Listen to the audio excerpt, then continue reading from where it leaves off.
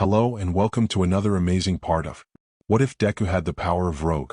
Chosen 123 wrote this amazing story. Please support them. Don't forget to like, sub, and leave a comment. Now let's dive in. All Might filled the screen like sunlight breaking through a storm, grinning, cape rippling, catching a bus one-handed as if it weighed as much as an apple. The living room trembled with cheers from the TV audience, confetti graphics popping in the corners. Izuku pressed his face closer to the glass. Green eyes huge, breath fogging the lower edge until only the gold of All Might's hair and the clean lines of his jaw were visible. He had a notebook open on his knees. It was already a little battered from being dragged everywhere. To bed, to bath time, disaster, to the grocery store where he accidentally left it by the onions and cried until the cashier found it for him. Inside, the first page held a careful title, printed slow and neat. Hero Analysis for the Future, Number 1. All Might. Below it, Izuku's handwriting was small but relentless. Speed, faster than camera? Ask, how they measure. Smiles when dangerous equals gives calm to people. Strategy? Show villains not scary? Arms equals strength quirk? Or something else? Muscle form? Catchphrase, I am here. Functions like, medicine? He wrote medicine and paused, thinking of the way the crowd on screen stopped screaming when All Might landed. Like the sound got put back in their chest. Like their lungs remembered how to work just because he smiled at them. Keys rattled at the door. His mother shouldered her way in, paper bags rustling around her arms, hair a little wild from the wind. Izuku, she called, and then she saw him kneeling in front of the TV, pencil clenched in a tight fist. Her smile rose and then stuttered with something quieter. There you are. Mom, did you see? Did you see? Izuku turned, nearly tripping on the carpet. He caught a bus.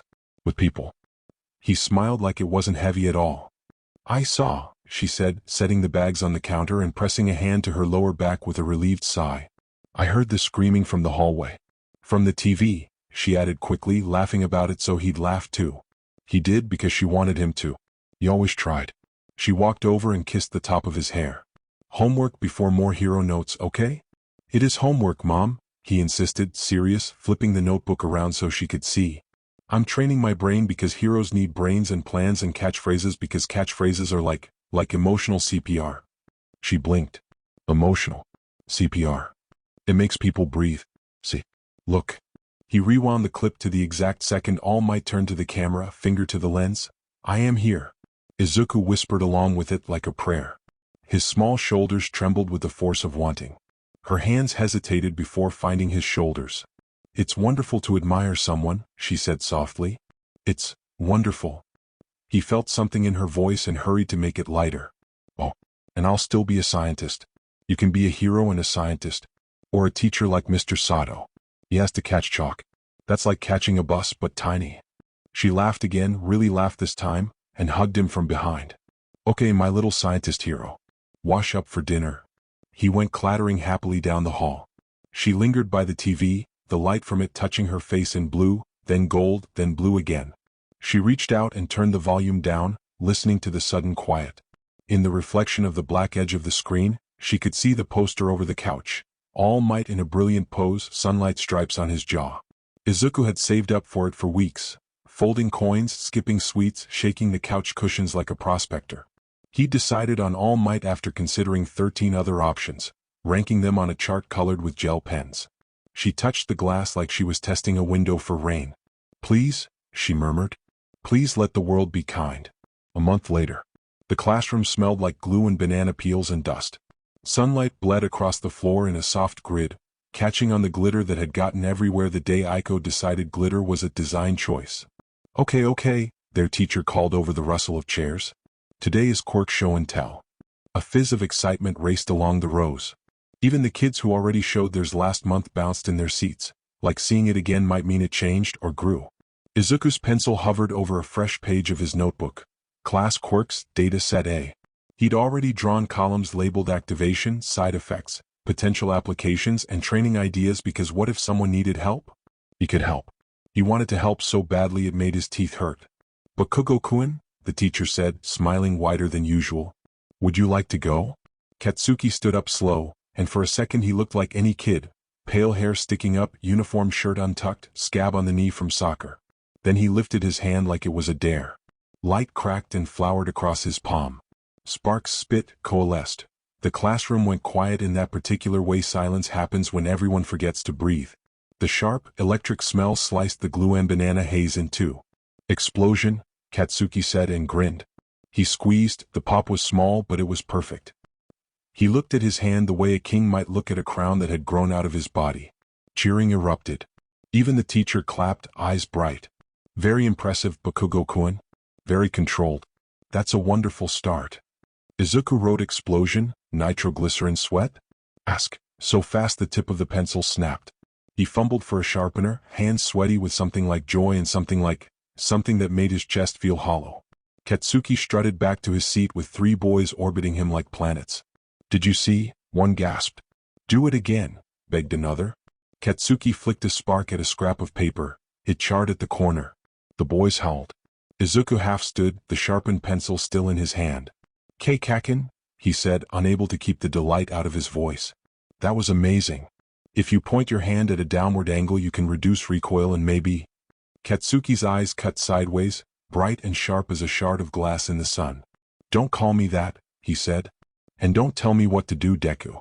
The name landed like a slap. Izuku flinched without moving. The notebook wobbled in his grip. Deku. Useless. Trash. The boys around Katsuki laughed, not because it was clever but because it came from someone with sparks. I just thought maybe the angle... Izuku tried again, the words in him like a flock of scared birds flapping to get out and be useful. You thought. Katsuki said and made a smaller pop than before just under his breath so it looked like he breathed fire when he laughed. You don't have a quirk, Deku. You think you're gonna be like All Might because you have, what, pencils? The boys laughed again louder. The teacher called for quiet and they quieted because Bakugo was a good boy who listened to adults when it didn't matter. Izuku sat back down. He wrote recoil equals angle stance. Compliment first. Ask later. He pressed the pencil too hard and left a dent that outlived the graphite. Katsuki's hand still glowed faintly. He flexed it, watching the light, not his desk. Izuku watched too, the edges of his vision soft, throat tight with a feeling he didn't have a name for yet. It wasn't jealousy exactly. It was a need shaped like a door and it was closed.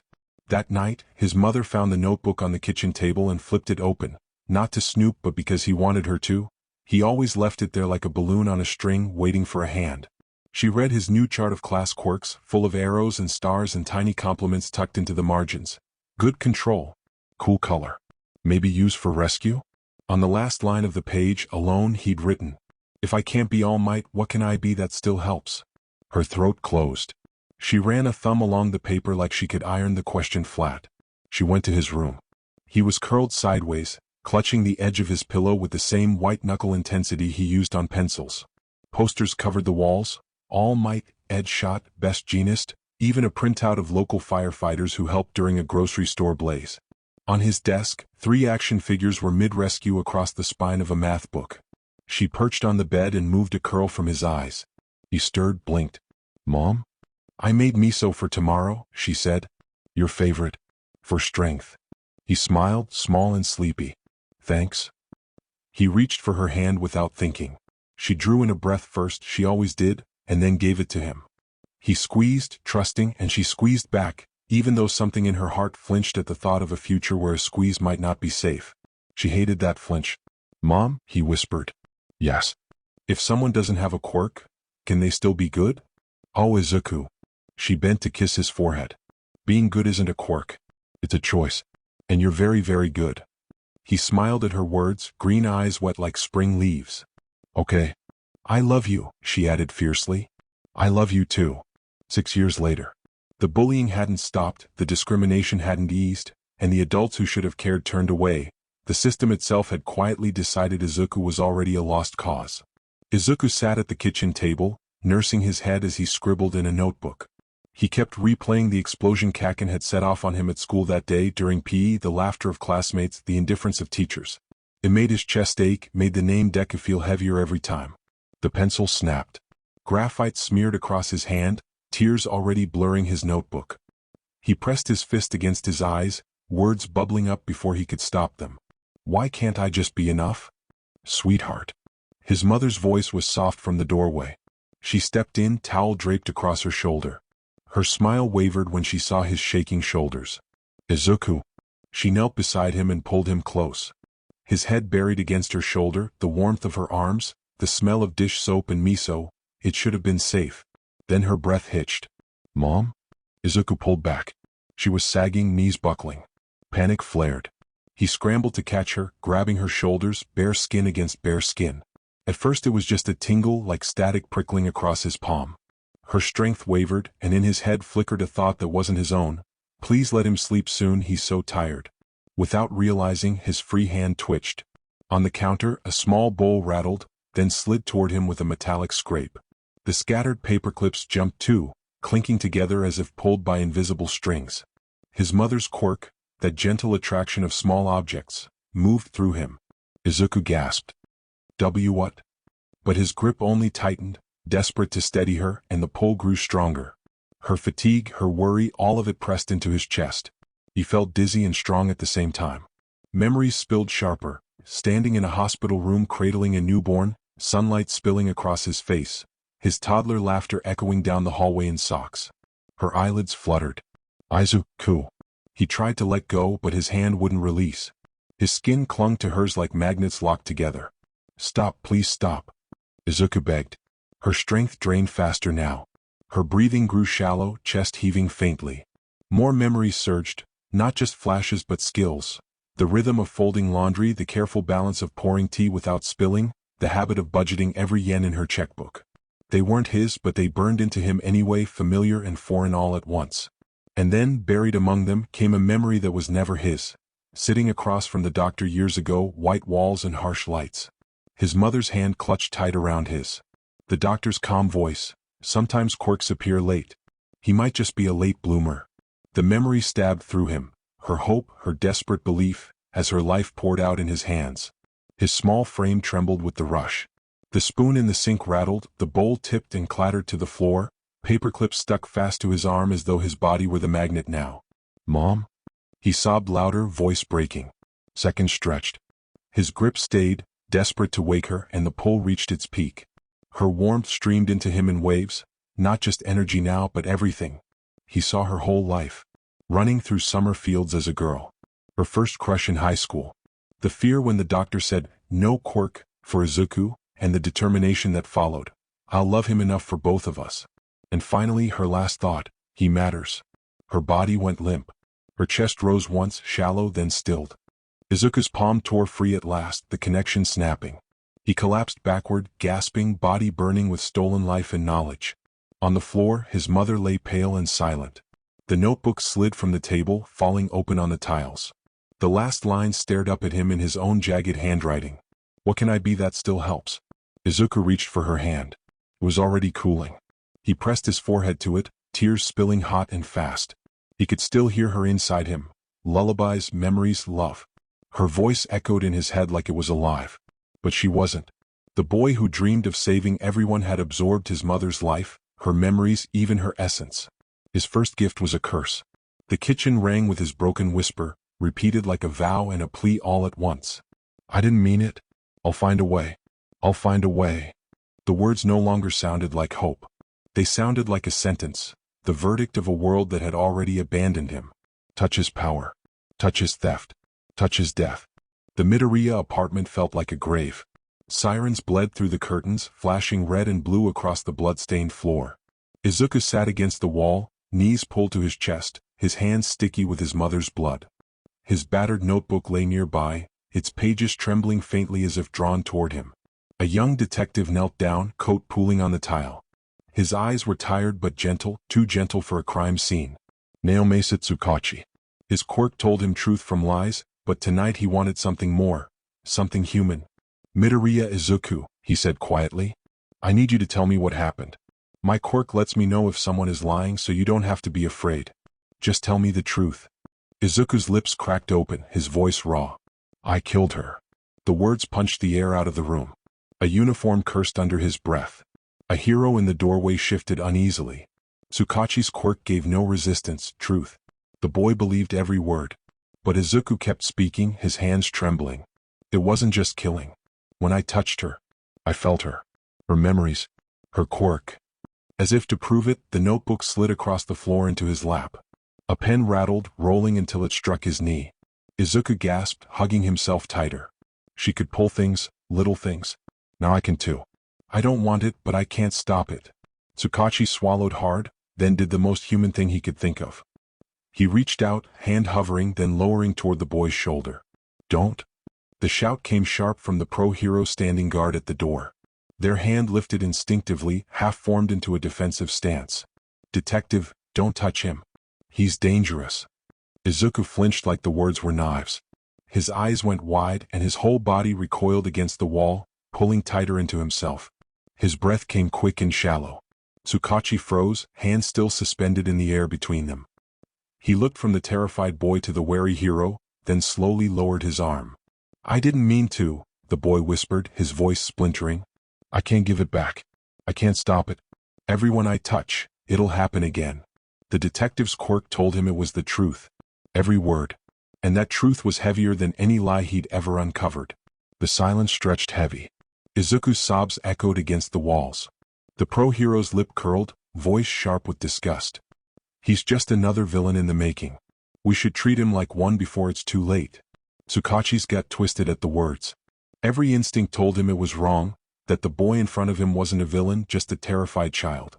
But he didn't argue. Not here. Not now. He kept his eyes on Izuku, his hand lowering slowly to his side, and said nothing. And in that silence, his agreement was assumed. At the police station, behind the one-way glass, the adults argued. Izuku sat in the holding room beyond it, small and silent, while their voices pressed against the glass like a storm. On record, the captain said, snapping a thin file shut, Midoriya Izuku is quirkless. Certified at 4 years old. Tonight, his mother's dead and suddenly he demonstrates her quirk. That's not coincidence. A hero leaned on the wall, cape brushing the floor. He confessed. He said he took it. And he's not lying, is he, detective? Tsukachi's jaw tightened. No. My quirk confirmed it. He believes every word. But it was an accident. He didn't know what was happening. Accident? The hero barked. His mother's drained of life, her memories ripped into his head, her quirk gone from her body and in his hands. Do you call that an accident? Or do you call that a weapon that shouldn't exist? The younger officer looked down at his notes. He didn't fight. He didn't lash out. He just looked broken. He's only 10.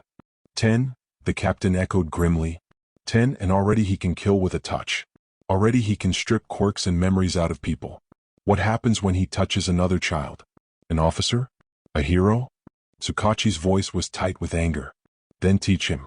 Help him. Don't shove him in a box and pretend that fixes anything. The hero shook his head. You don't teach something like that. You contain it. Before it spreads. The younger officer flipped through the folder again. With respect, Captain, we've got procedures for kids like this. Anytime a child awakens a quirk that's too strong to handle, we bring in specialists, therapists, support units. That's the protocol. The captain didn't even look up. Protocols are for quirks we understand. Fire, ice, strength, teleportation, things we can train for. This. He tapped the file sharply.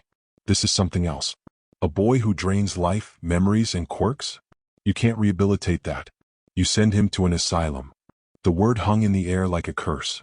Tsukachi's head turned sharply. Those asylums aren't treatment. They're cages. You know it as well as I do. The captain didn't deny it. The room went quiet, the point made.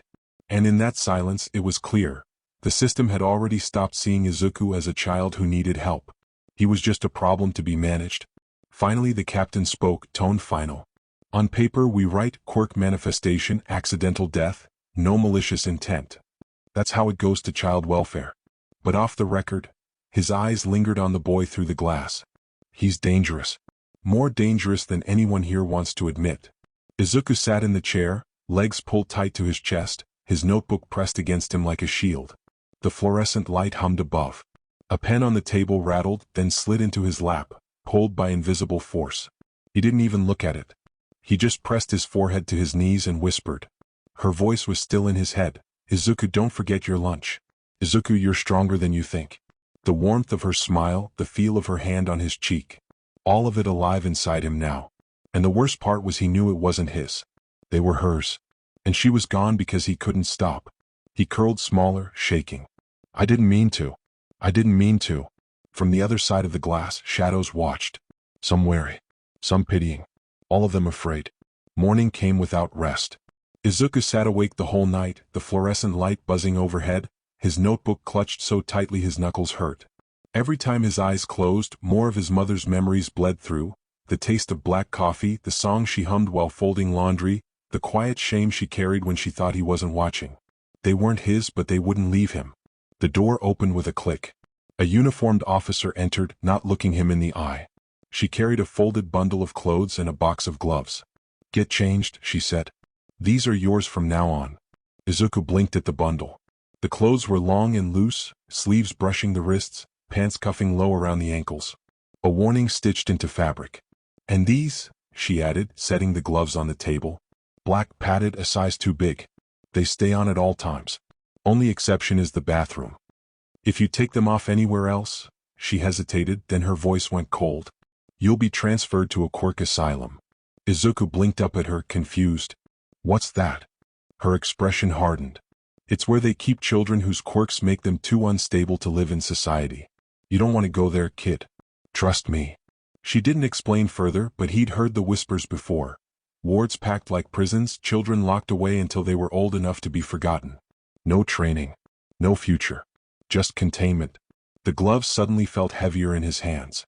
Izuku's stomach turned cold. He nodded, hugging the notebook tighter. "Say it," the officer pressed. "I understand." She gave a sharp nod as though he'd just signed a contract, then turned away.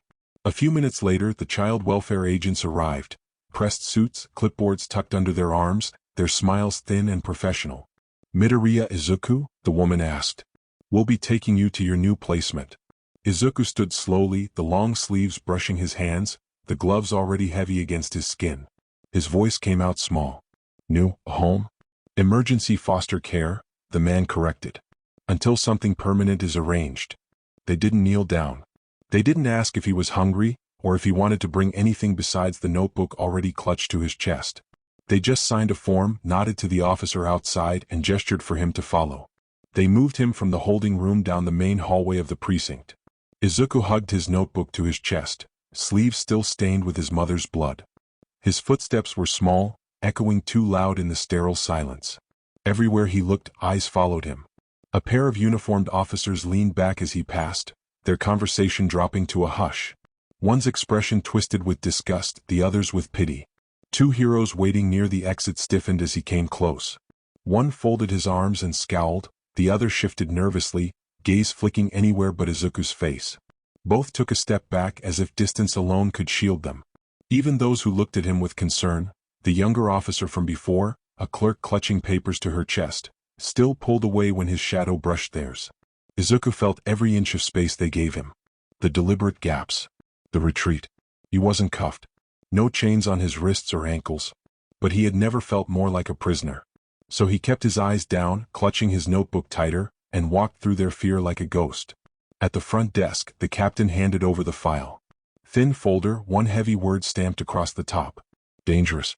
The welfare officers scanned it quickly, their expressions tightening but not surprised. "Accidental quirk manifestation," the woman read aloud.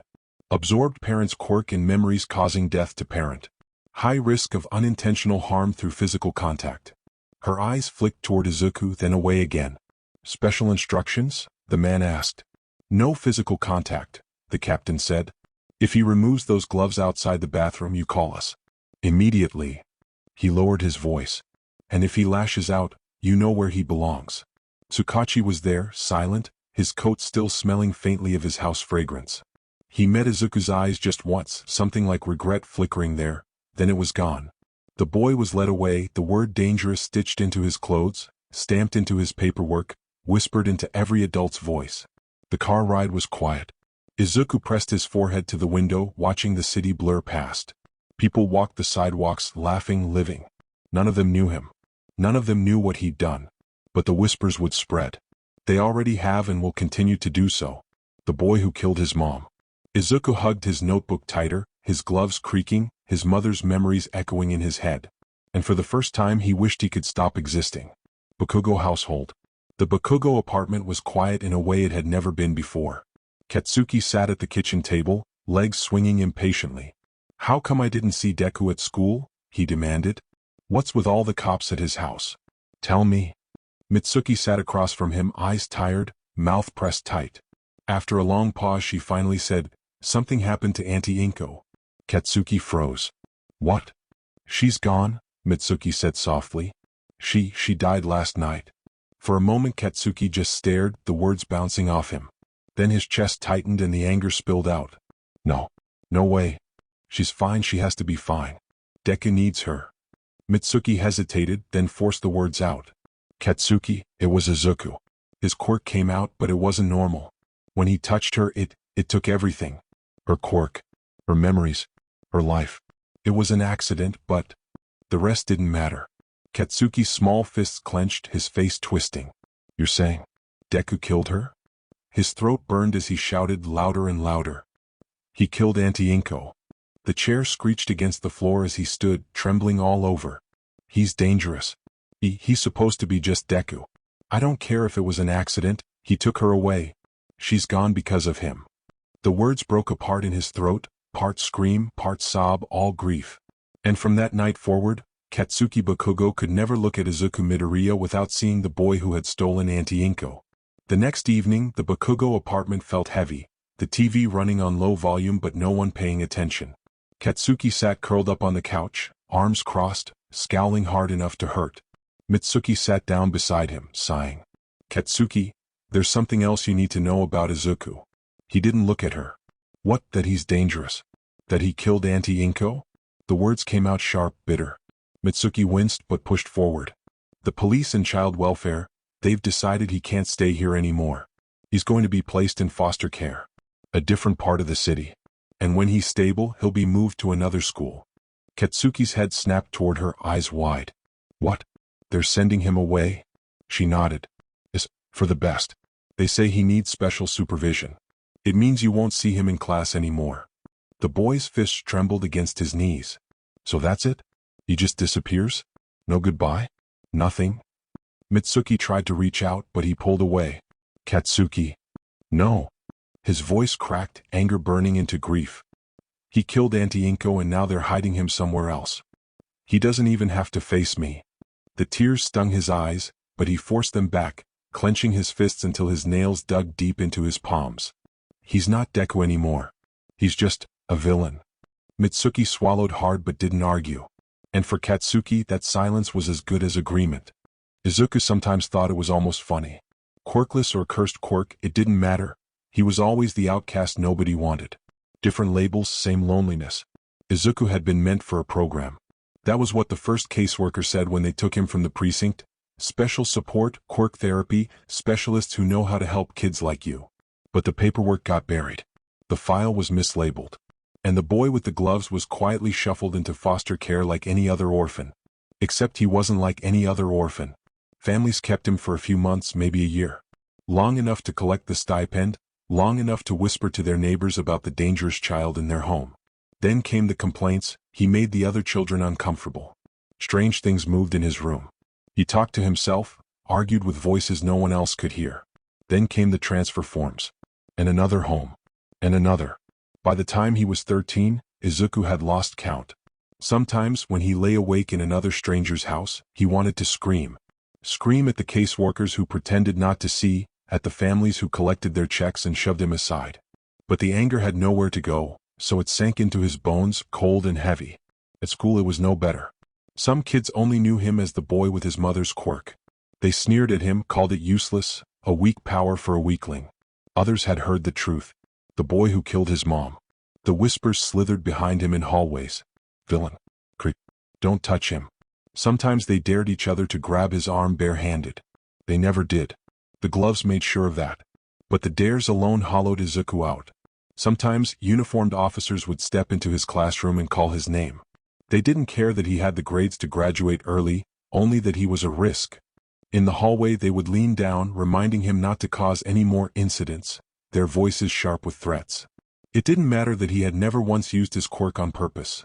The only time had been when a boy shoved his bare hand into Izuku's face as a joke, and the accident had nearly broken him. It nearly got him locked up, all because another student thought it would be funny to make him touch someone. He hated the way the officers looked at him like he was already in a prison jumpsuit. He hated the way the teachers turned away, too afraid or too willing to let him rot. If they were all so sure he'd turn into a villain, then why did trying so hard to prove them wrong feel like bleeding against a brick wall? Yet he never fought back. He wrote in his notebook, kept his head down, and told himself, "One day I'll show them. One day I'll be a hero who saves everyone." More than once, he'd told teachers and caseworkers that he was going to UA next year. Each time the answer was the same: no. Too dangerous. Too unstable. Even though he was qualified to sit for the exam, they made it clear they would never support him. As if wanting to be a hero was a crime only he wasn't allowed to commit. Even if no one believed it but him. The latest house was living at was no different. The mother smiled at the caseworkers but avoided Izuku's eyes. Her kids never let him sit at the dinner table. When the social workers visited, it was obvious he wasn't really part of the family. He stood in the doorway while the others ate, his plate always cold and separate. But the workers only nodded, checked boxes, and left. As long as the paperwork was clean, no one cared what happened to the boy in gloves. He wasn't allowed in the house unless the social worker was present for a check-in. The woman said it was policy, but everyone knew the truth. She didn't want him near her children without witnesses. Still, she cashed the monthly checks. Izuku spent most of his days outside, wandering, watching heroes on rooftops, filling notebooks with analysis, gloves creaking as he scribbled dreams down like they might slip away if he didn't trap them in ink. It was on one of those mornings that it happened. A back alley near his foster home. 3 men cornering a shopkeeper, knives flashing under the sun. Izuku didn't think. He couldn't. He slammed into the biggest one with his shoulder, knocking him off balance. The second swung a knife. Izuku's glove caught his wrist, twisting until the blade clattered to the ground. The third tried to grab him, and for a heartbeat, skin brushed skin. The third thug lunged, trying to grab him, with his other arm having a jagged spine ready to stab Izuku. Yet his skin grazed Izuku's. Izuku gasped. The man's memories slammed into him. Debts, rage, nights spent in a filthy apartment. And then his arm changed. A jagged spine tore out from his forearm, ripping through the glove fabric. It lashed outward, cracking against the brick wall with a sharp snap. The criminals froze. "That's my quirk," the man stammered, stumbling back in panic as he weakly fell on the ground. The thug swayed, clutching his head as if part of him had been ripped away. His knees buckled, the strength gone from his legs. Izuku stared at his own arm, horrified, the bone jutting like a weapon. I didn't mean to." The thug's face drained of color. He tried to get up, but his feet still failed him as he couriered to shout. "Freak. He has it. He has my quirk." Izuku staggered back, clutching his temples. He hadn't meant to. He never meant to. But the criminals fled, dragging their fallen companion, cursing the freak kid under their breath. The shopkeeper trembled, muttered a thank you, then bolted inside and locked the door. Izuku stood alone in the alley, chest heaving, gloves trembling. By the time Izuku blinked the sweat from his eyes, the 3 thugs were already on the ground, groaning, wrists bound tight in ropes of shimmering caution tape All Might seemed to conjure from nowhere. The symbol of peace didn't even look winded as he stepped past their collapsed bodies, his gaze locking on Izuku instead. "All Might," Izuku whispered. The name fell out of him like a prayer. The symbol of peace stood at the mouth of the alley.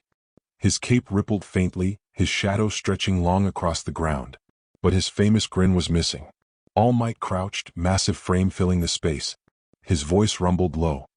"That was brave, young man. But what exactly did you do back there? Was that your quirk?" His throat locked. Do I tell him? If All Might knew the truth, he might look at me like everyone else did, like I was a bomb waiting to go off. What if he hates me? What if he walks away? But if I stay silent, then he'll never know who I really am. He'll never know how I just want to save people like he does. Izuku swallowed hard.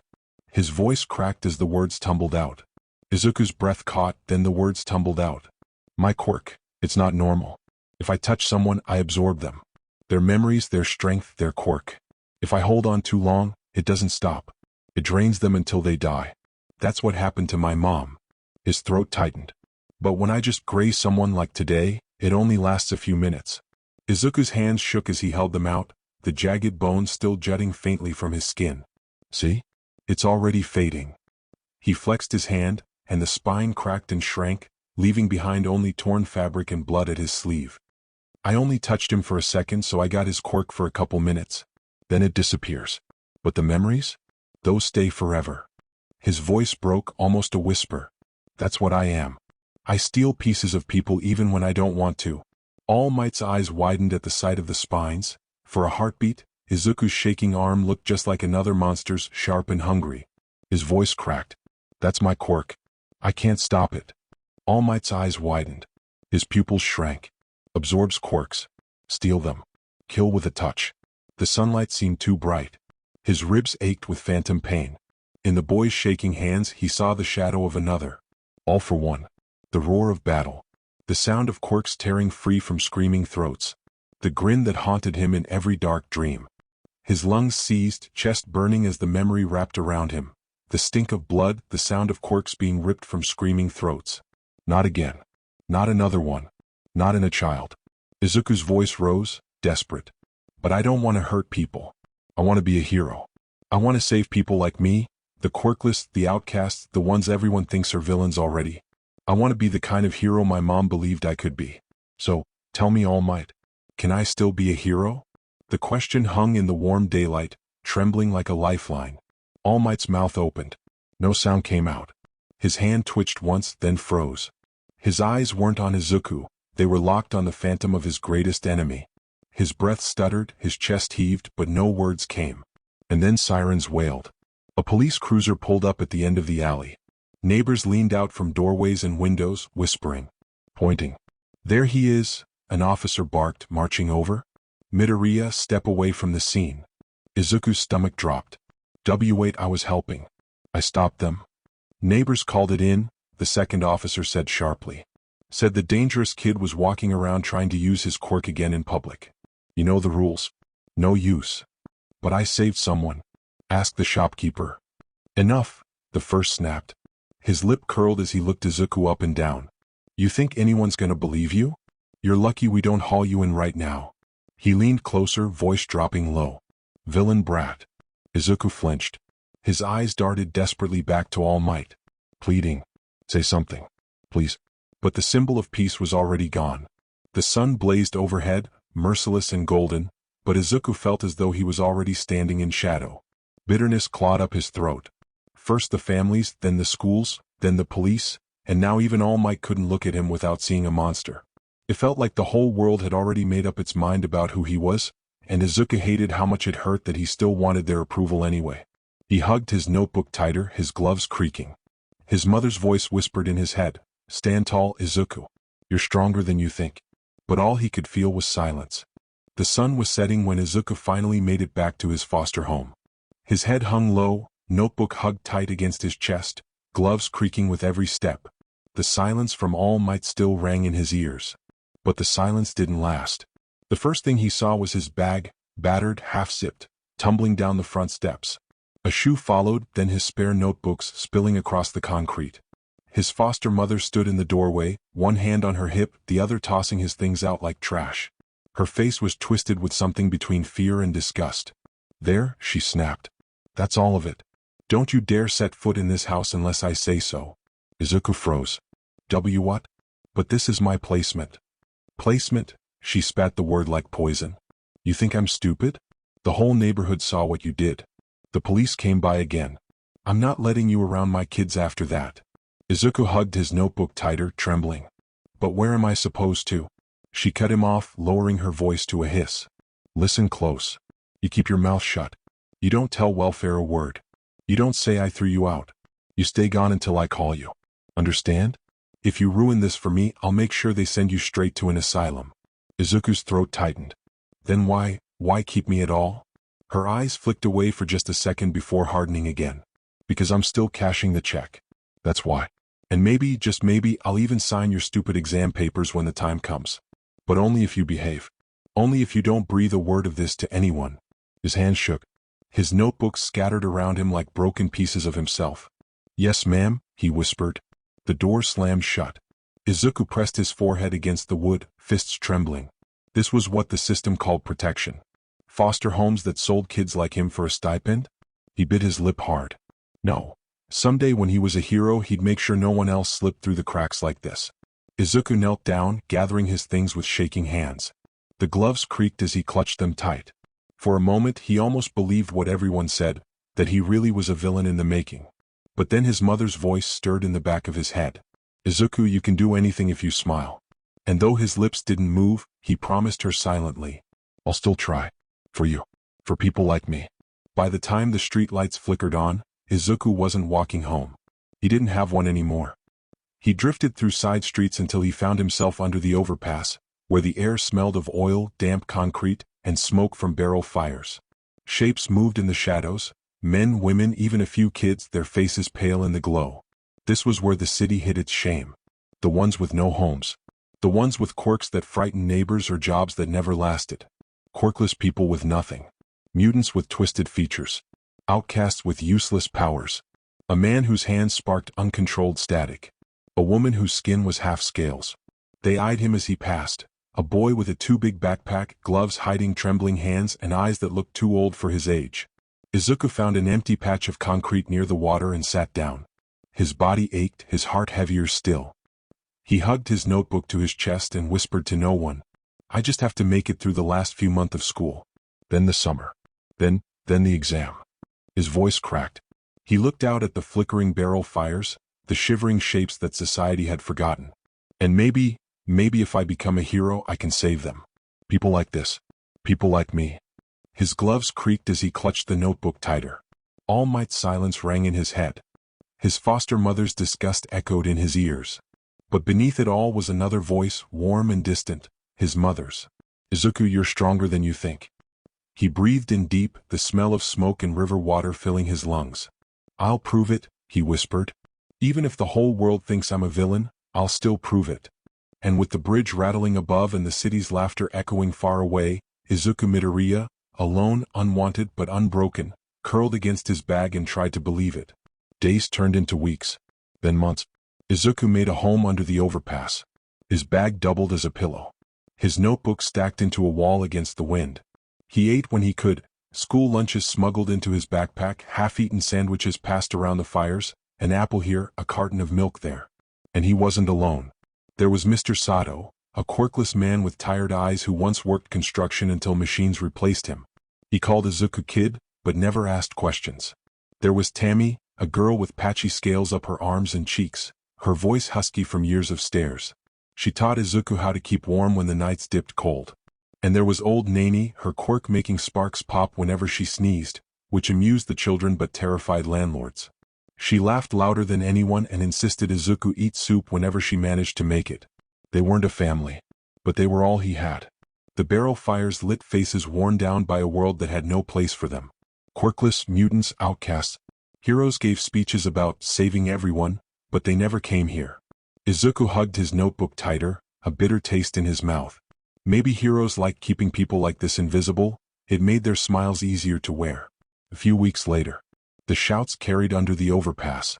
Izuku looked up from his notebook just in time to see a boy, no older than 7, stumbling past the fires. His mutant quirk had sprouted early, leaving jagged insect-like claws jutting from his wrists. He clutched a torn backpack to his chest as a petty thief lunged and yanked it away. "Monster brat doesn't need this," the man barked. He shook the bag, coins clinking inside. "Go crawl back to whatever hole you came from." The boy wailed, falling to his knees. Izuku's legs moved before he thought. He sprinted forward, raising his gloved hand. A broken bottle and 2 loose cans lying in the dirt trembled, then whipped upward with a sharp pull, smacking the thief's shoulder and knocking him off balance. The backpack slipped free and tumbled toward Izuku's waiting arms. The thief cursed, staring wide-eyed. "That quirk." He staggered back, muttering, "Damn kid, it's true. The freak's here." Then he bolted into the dark, leaving only the echoes of his footsteps. Izuku crouched, gently handing the bag back to the crying boy. "It's okay. Don't listen to him. You're not a monster. You're just different. That's not a bad thing." The boy sniffled but didn't move closer. His wide eyes weren't just scared from the thief. They were staring at Izuku, at his gloves, at the way the bottle and cans still shook faintly by his feet. Around the fires, voices whispered, "That's him. Midoriya. The one who killed his mom. Heard his quirk drains people. Just touching him is enough. Dangerous. Villain in the making." They weren't strangers to him. Most had lived under this bridge longer than he'd been alive. But the neighbors in every district had made sure the name Midoriya Izuku carried weight. Even here. Especially here. Izuku's chest tightened. He pulled his notebook closer, mumbling, "I'm not dangerous. I just want to help." Only a few faces softened. Old Nani, who always gave him soup, Mr. Sato, who gave him a nod of approval. But the rest? They averted their eyes. Izuku sat back down by the fire, heart pounding, and forced himself to scribble in his notebook again. Analysis of quirk usage. Attraction works on small objects at short range. Could be refined. Could save someone again. He kept writing even as the whispers circled him like smoke. Later that night, Izuku sat by the barrel fire with his little bridge family. Mr. Sato clapped him on the back, muttering something about guts. Tammy watched him differently now, not with pity but with quiet respect. But others still pulled away. Some muttered about him being dangerous. Others wouldn't let him near their kids. The memory of the thief's words, monster, clung to him too. Izuku opened his notebook, scribbling notes furiously under the firelight. Weak quirks, dangerous quirks, useless quirks, all catalogued, all analyzed. He whispered to himself, I have to remember. I have to save people like them. People like me. Because if I don't, no one will. His mother's voice flickered through his mind, warm and steady. Stand tall, Izuku. You're stronger than you think. And for the first time in weeks, Izuku almost believed it. End of the school year. The school year ended without ceremony. No friends to sign his yearbook, no teachers to cheer his progress. Izuku slipped out of the building with his bag slung over one shoulder and an old second-hand phone buzzing faintly in his pocket. A message glowed on the cracked screen. UA entrance exam registration confirmed. His foster mother had kept her word. Not out of kindness, just out of convenience. As long as he stayed invisible, stayed quiet, she had no reason to break the promise. Izuku stared at the confirmation until the screen went dark. His chest felt tight, caught between fear and a fragile thread of hope. This is it. My chance. No matter what they say about me. The next morning at Dagoba Beach. That's how he found himself at Dagoba Beach, where the ocean met piles of rusting trash. The place reeked of salt, oil, and rot. Old refrigerators, broken bikes, tires stacked like towers. The city dumped here. People forgot here. Perfect. Izuku set his bag down, rolling his shoulders. If he wanted money, he could collect scrap and haul it to recycling. If he wanted training, the debris gave him all the practice he could handle. He stretched out his gloved hand.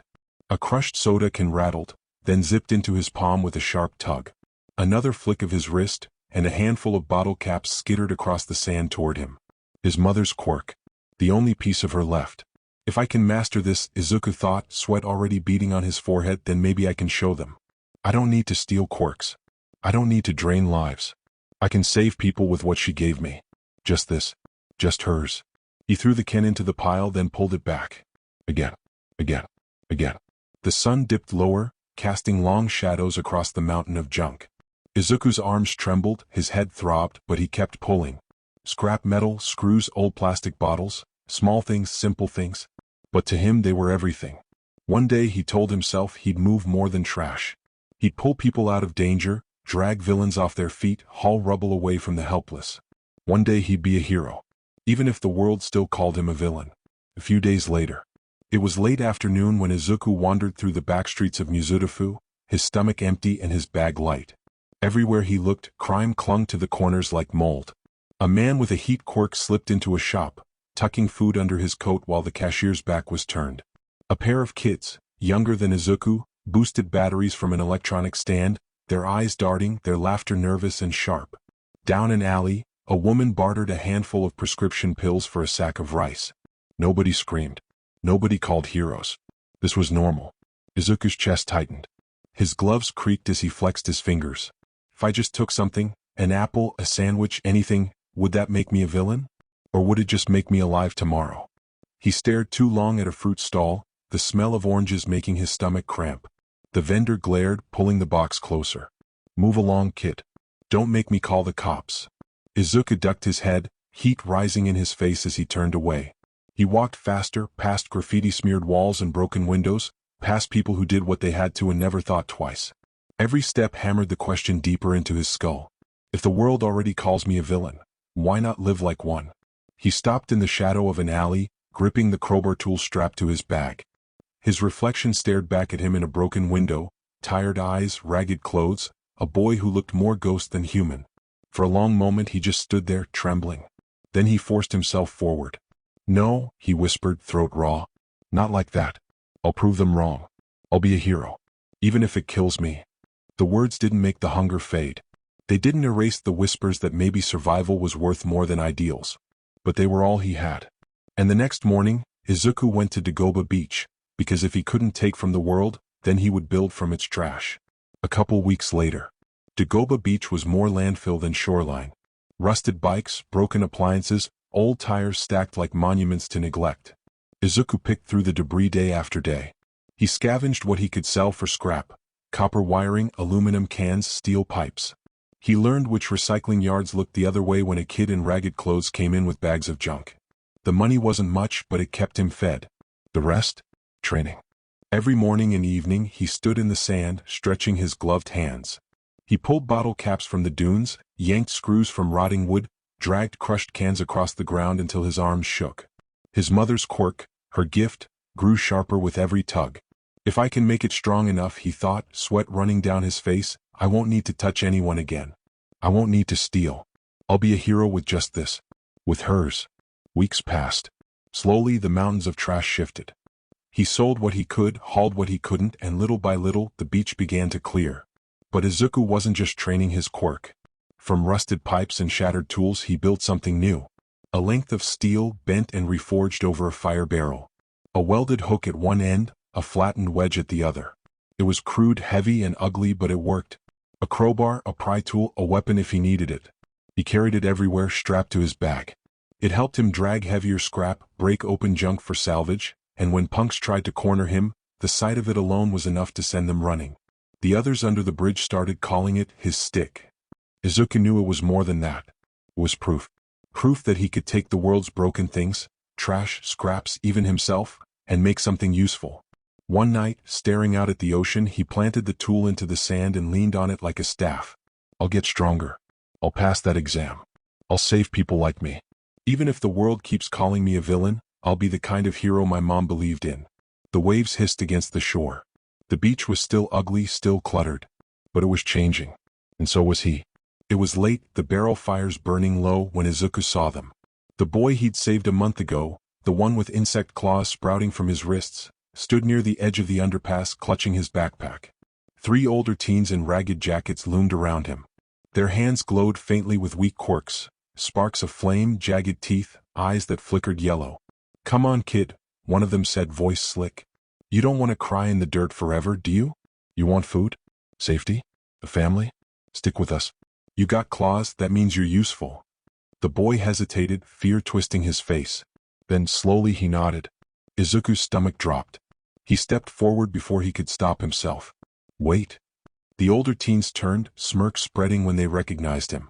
Well, the freak himself. Heard you've got a killer quirk. You'd fit right in.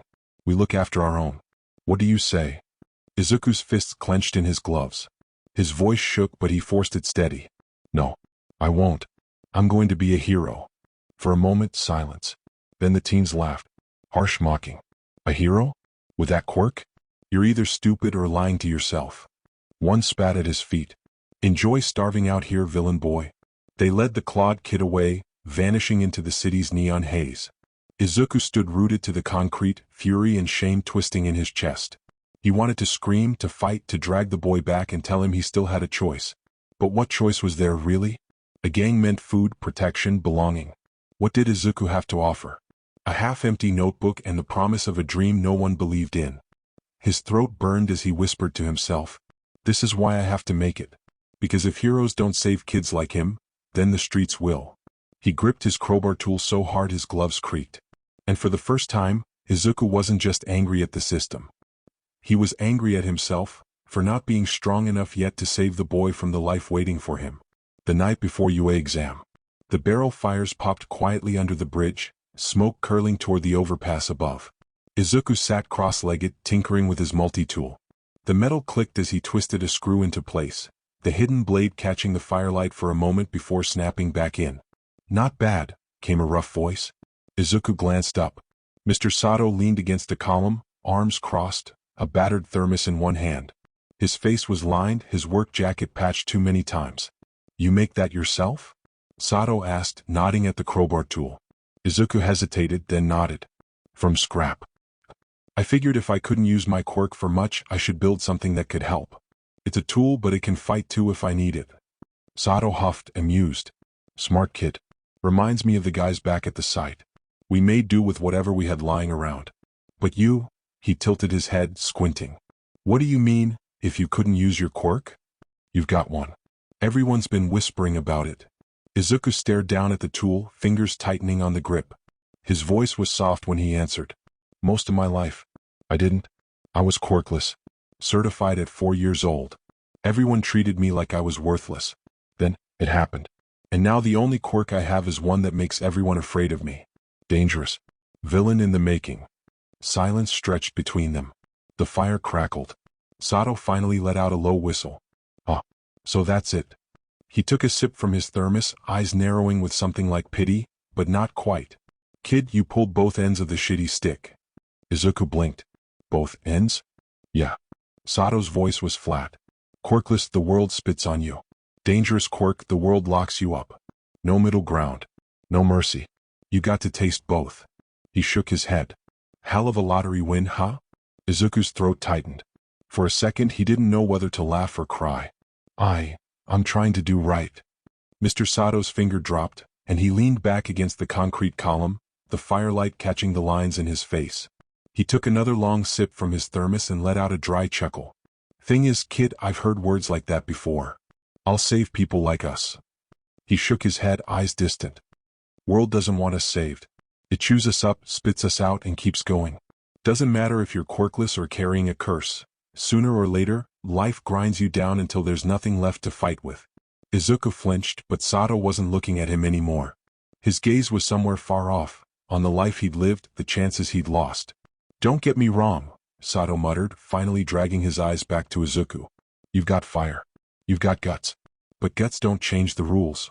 The world will still find a way to break you. He pushed off the column, brushing ash from his jacket. Anyway, don't stay up too late tinkering. You'll need your strength tomorrow. And with that, he walked off into the shadows under the bridge, leaving Izuku with his half-finished tool, the echo of his words heavy in the air. Izuku clenched the metal in his hands, jaw tight. Mr. Sato might be right about the world. The world could keep trying to grind him down. But he wasn't going to take it anymore. The next morning, the gates of UA gleamed in the morning sun. For most kids, this was the start of a dream. For Izuku, it was a challenge thrown in his face. He shifted the strap of his bag, the weight of his notebooks pressing against his back. At his hip hung the only thing he trusted more than those pages, the tool he had forged from scrap and stubbornness. His hand tightened on the tool he'd built from scraps, his mother's quirk humming faintly at his fingertips. The world could call him a villain. His foster mother could call him a burden. Even heroes could ignore him. But he wasn't backing down. Not here. Not now. He looked up at the gates of the greatest hero academy in the world and breathed in deep. I'm not here to be a villain. I'm not here to prove them wrong. I'm here to save people. People like me. The whispers from neighbors, the glares from cops, all might silence. They all pressed at the edges of his memory. But louder still was his mother's voice, the one he carried every time he pulled that tool into his hand. Izuku, you're stronger than you think. Izuku breathed in deep, squared his shoulders and stepped forward. I'll show them. I'll show everyone. He stepped forward. The exam was waiting. As Izuku crossed the courtyard, clutching his tool at his side, a familiar voice cut through the air, rough, sharp, burning with memory. His head snapped up. 4 years vanished in an instant as green eyes met red. He had just sworn to himself he wouldn't be broken again, when the one person who had always tried to break him was standing right there. Katsuki Bakugo's lip curled into a snarl. You've got some damn nerve showing your face here, Deku. The gates of UA gleamed in the morning sun, taller and sharper than Izuku remembered from his notebooks. He stood at the edge of the courtyard, notebook and multi-tool heavy at his side, his heart hammering. This is it. No more waiting. Oi. The voice cracked across the air like an explosion. Izuku's stomach dropped even before he turned. Red eyes. A sneer sharp enough to cut. Katsuki Bakugo. 4 years, Bakugo spat, striding toward him, hands already twitching with sparks. And you still show your damn face here? What, you think UA lets villains in now? The courtyard buzzed faintly, other examinees slowing, whispering. Izuku felt the old guilt coil in his gut, the weight of his mother's blood still there, heavy as chains. But another memory rose too. Bakugo laughing at him, shoving him down when he was quirkless, calling him worthless before the world had. Izuku tightened his grip on his tool, jaw clenching. You don't get to say that. Not you. Not after everything you did when I was powerless. You're not my judge, Bakugo. The air between them snapped with tension, sparks flickering from Bakugo's palm. Izuku's knuckles whitened on the crowbar handle, the temptation to swing almost overwhelming. The crowd edged back, whispers rising. Then, what do you think you're doing? The shout cut through like a thunderclap. Tenya Ida stormed between them, his arm chopping through the air with mechanical precision. Fighting before the entrance exam even begins. Absolutely disgraceful. You are here to prove your worth as future heroes, not to brawl like common delinquents. He whirled on Bakugo, finger stabbing the air. And you, sparks flying in front of school property? Unacceptable. Bakugo snarled, his hand lowering reluctantly. This is not worth my time anyway. He turned sharply, storming off toward the exam hall. Izuku exhaled, shoulders still tight. For a moment, his eyes flicked to Ida. But Ida didn't even look at him. He adjusted his glasses with a sharp flick, muttered something about discipline, and marched after the others. Izuku stood there, alone again, the weight of Bakugo's words pressing into him like old scars. He's not wrong, Izuku thought bitterly, staring down at his gloves. But he's not right either.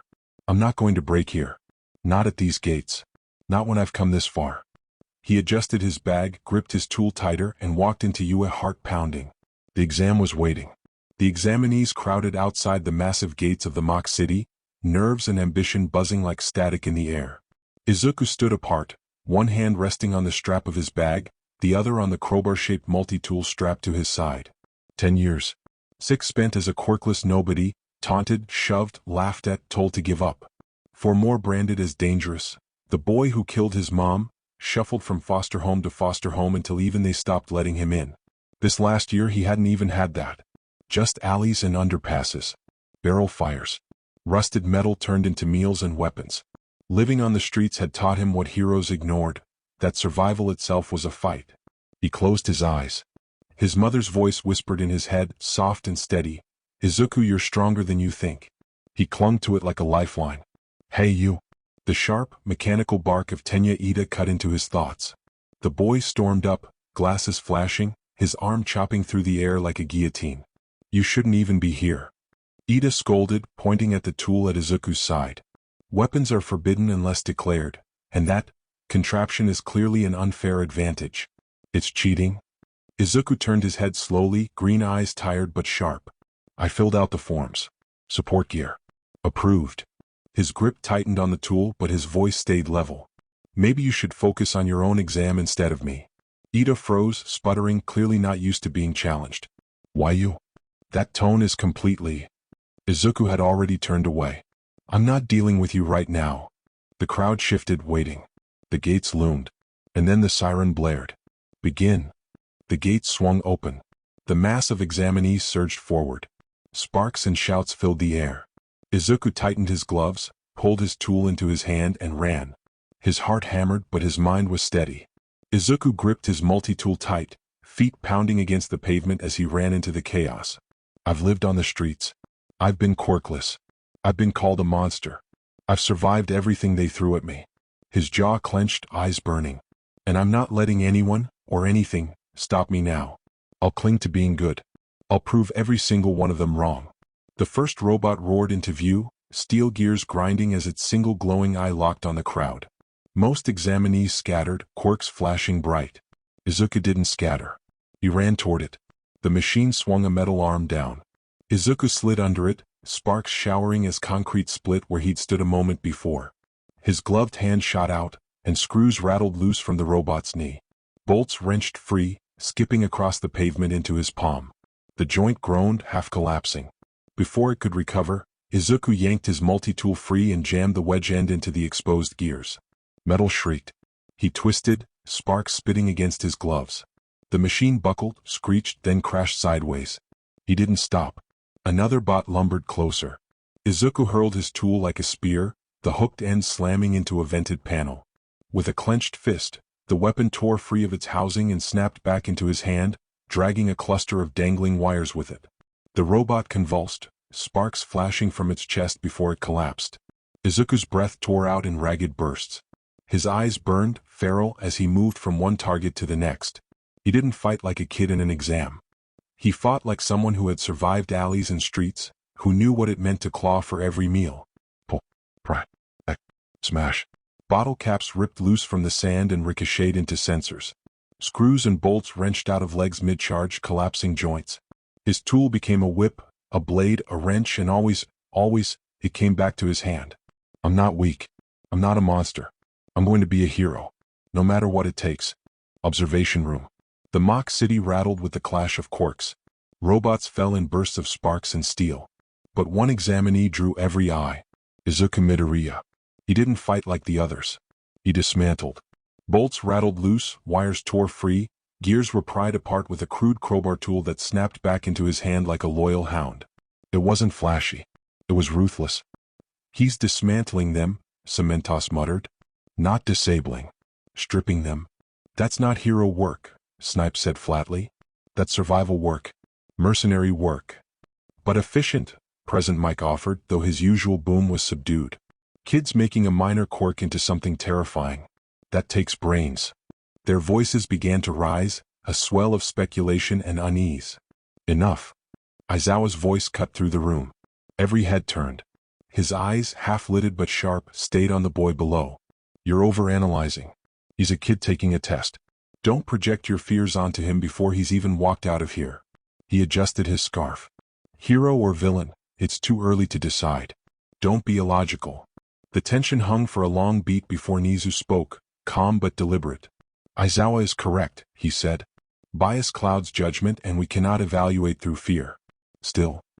His small eyes glimmered as he tapped one paw against the railing. Observation is not bias. Midoriya's instincts lean toward dismantling, not disabling. That is notable. He let the thought linger, neither condemning nor praising. It doesn't make him a villain. It doesn't make him a hero. It simply tells us who he is right now. Silence followed. The voices overlapped until Cementos raised a hand. Quiet. The room stilled. He stood by the console, a tablet in hand, his concrete features unusually tight. I accessed his police report. It might explain a few things. Eyes turned toward him. Cementos adjusted his glasses, began to read, then stopped. His gaze skimmed down the page, his jaw tightening. The words stuck in his throat. No. Better you all see it yourselves. He tapped the screen, and the report flashed onto the observation deck's display. Police report, confidential. Name, Midoriya Izuku. Age, 10 at time of incident. Initial quirk assessment, quirkless, certified at age 4. Incident summary, involved in accidental quirk manifestation resulting in death of mother, Midoriya Inko. Witness accounts and detective testimony confirm. Subject's quirk absorbs biological life force, memories and quirk factor through skin-to-skin contact. Effects observed. Inko Midoriya deceased via total energy drain. Quirk replication observed. Subject manifested parents' attraction quirk. Subject claims transfer of full memory imprint. Risk assessment, high, involuntary lethal contact possible. Special instructions. Mandatory gloves. No unsupervised physical contact. Consideration for quirk asylum placement. Disposition, deferred to foster care system due to minor status. File stamped, dangerous. The words glared coldly from the screen. No tears. No context. Just bureaucracy stamped over a child's life. Present Mike let out a low whistle, his voice stripped of its usual energy. Damn. Snipe folded his arms. Explains why he fights like that. Kid's been told his whole life he's a weapon. Nizu's tone was calm but deliberate. Facts are facts. His quirk is unusual, and the system has already branded him dangerous. But note, he is here not institutionalized. That in itself speaks volumes. Or it's a mistake waiting to happen, Snipe muttered. Enough. Aizawa's voice cut clean through the room. His eyes never left Izuku. He's a kid. This is a test. Don't start writing his future from a police report. Don't be illogical. The room fell silent again. And All Might's hands shook against the railing. His eyes were wide, unblinking, fixed on the boy below. He didn't need the report. He remembered the blood, the gloves too big for his hands, the trembling voice asking if he could still be a hero. He had been there. And now the boy was here, dismantling machines with ruthless precision, carrying the same shadow All Might could never escape. Back to Izuku. Metal screamed. Sparks spat across the street. Izuku ripped another cluster of wires free, yanked his crowbar back into his hand, and drove it straight through the exposed panel of a bot's chest. It collapsed in a shower of smoke and fire. He didn't stop. Every swing carried the weight of 6 years quirkless, laughed at, shoved down, told to give up before he even started. Every strike carried the weight of the 4 years after, branded dangerous, whispered about, locked behind gloves like a weapon no one wanted near them. 10 years. 10 years of being nothing or being feared. His gloves creaked. His lungs burned. His vision tunneled until there was nothing but steel, gears, and the sound of things breaking under his hands. Not weak. Not useless. Not a monster. He tore through another bot, pried its arm clean off, and hurled it into a charging unit. The machine staggered, sparks erupting. Izuku dove after it, crowbar flashing, his mother's quirk ripping screws from its joints until it crumpled. I'll prove them wrong. I'll prove them all wrong. The frenzy blurred time. Each robot felt like another accusation. Each collapse, another rebuttal. He didn't notice the silence creeping in. Didn't notice the last machine topple. Only when his breath came ragged and there was nothing left to fight did he realize. The battlefield was still. Metal husks littered the street like corpses. Smoke curled upward into the bright blue sky. And every other examinee was staring at him. Wide-eyed. Silent. Fear and awe mixing in their faces. And in a blink, the battlefield fell away. He was 10 again, standing in the cold lobby of a police station. His gloves were 2 sizes too big, his face streaked with dried tears. Officers whispered in the corners, foster workers traded clipped sentences over paperwork. None of them looked at him like a boy, only like a file. A danger. A mistake in human skin. Later, in foster homes, it had been the same. The parents at the dinner table, the other kids in the hallways. Always the same stares. Like he carried something contagious. The eyes around him now weren't any different. Izuku's breath hitched, but he forced the memory down, back into the place where it lived like a scar. He straightened his shoulders, crowbar still shaking in his hand. Not weak. Not useless. Not a monster. He hadn't just passed the exam. He had crushed it. But the way they looked at him, not as a hero but as something dangerous, told him exactly what kind of victory it was. The smoke cleared over the mock city. Izuku Midoriya stood among the wreckage, crowbar tool dangling at his side, chest heaving. No one doubted the outcome. He passed, Cementos said flatly. That much is obvious.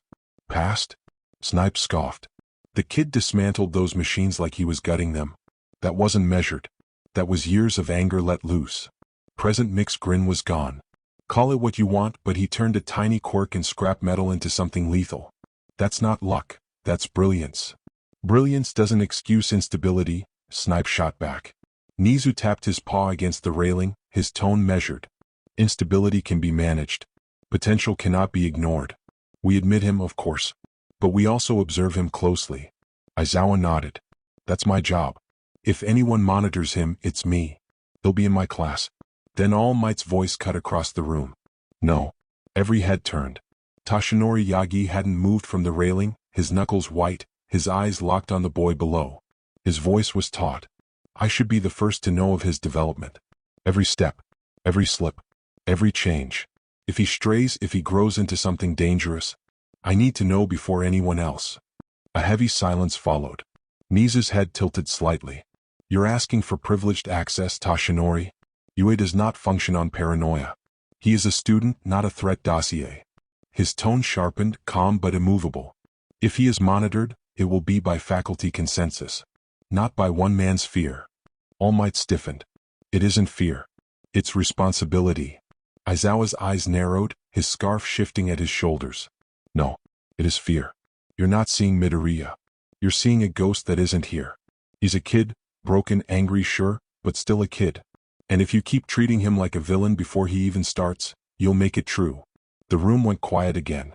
All Might's jaw clenched, but he said nothing. His eyes never left the boy below, not the student standing in smoke and sparks, but the shadow of something Toshinori could never forget.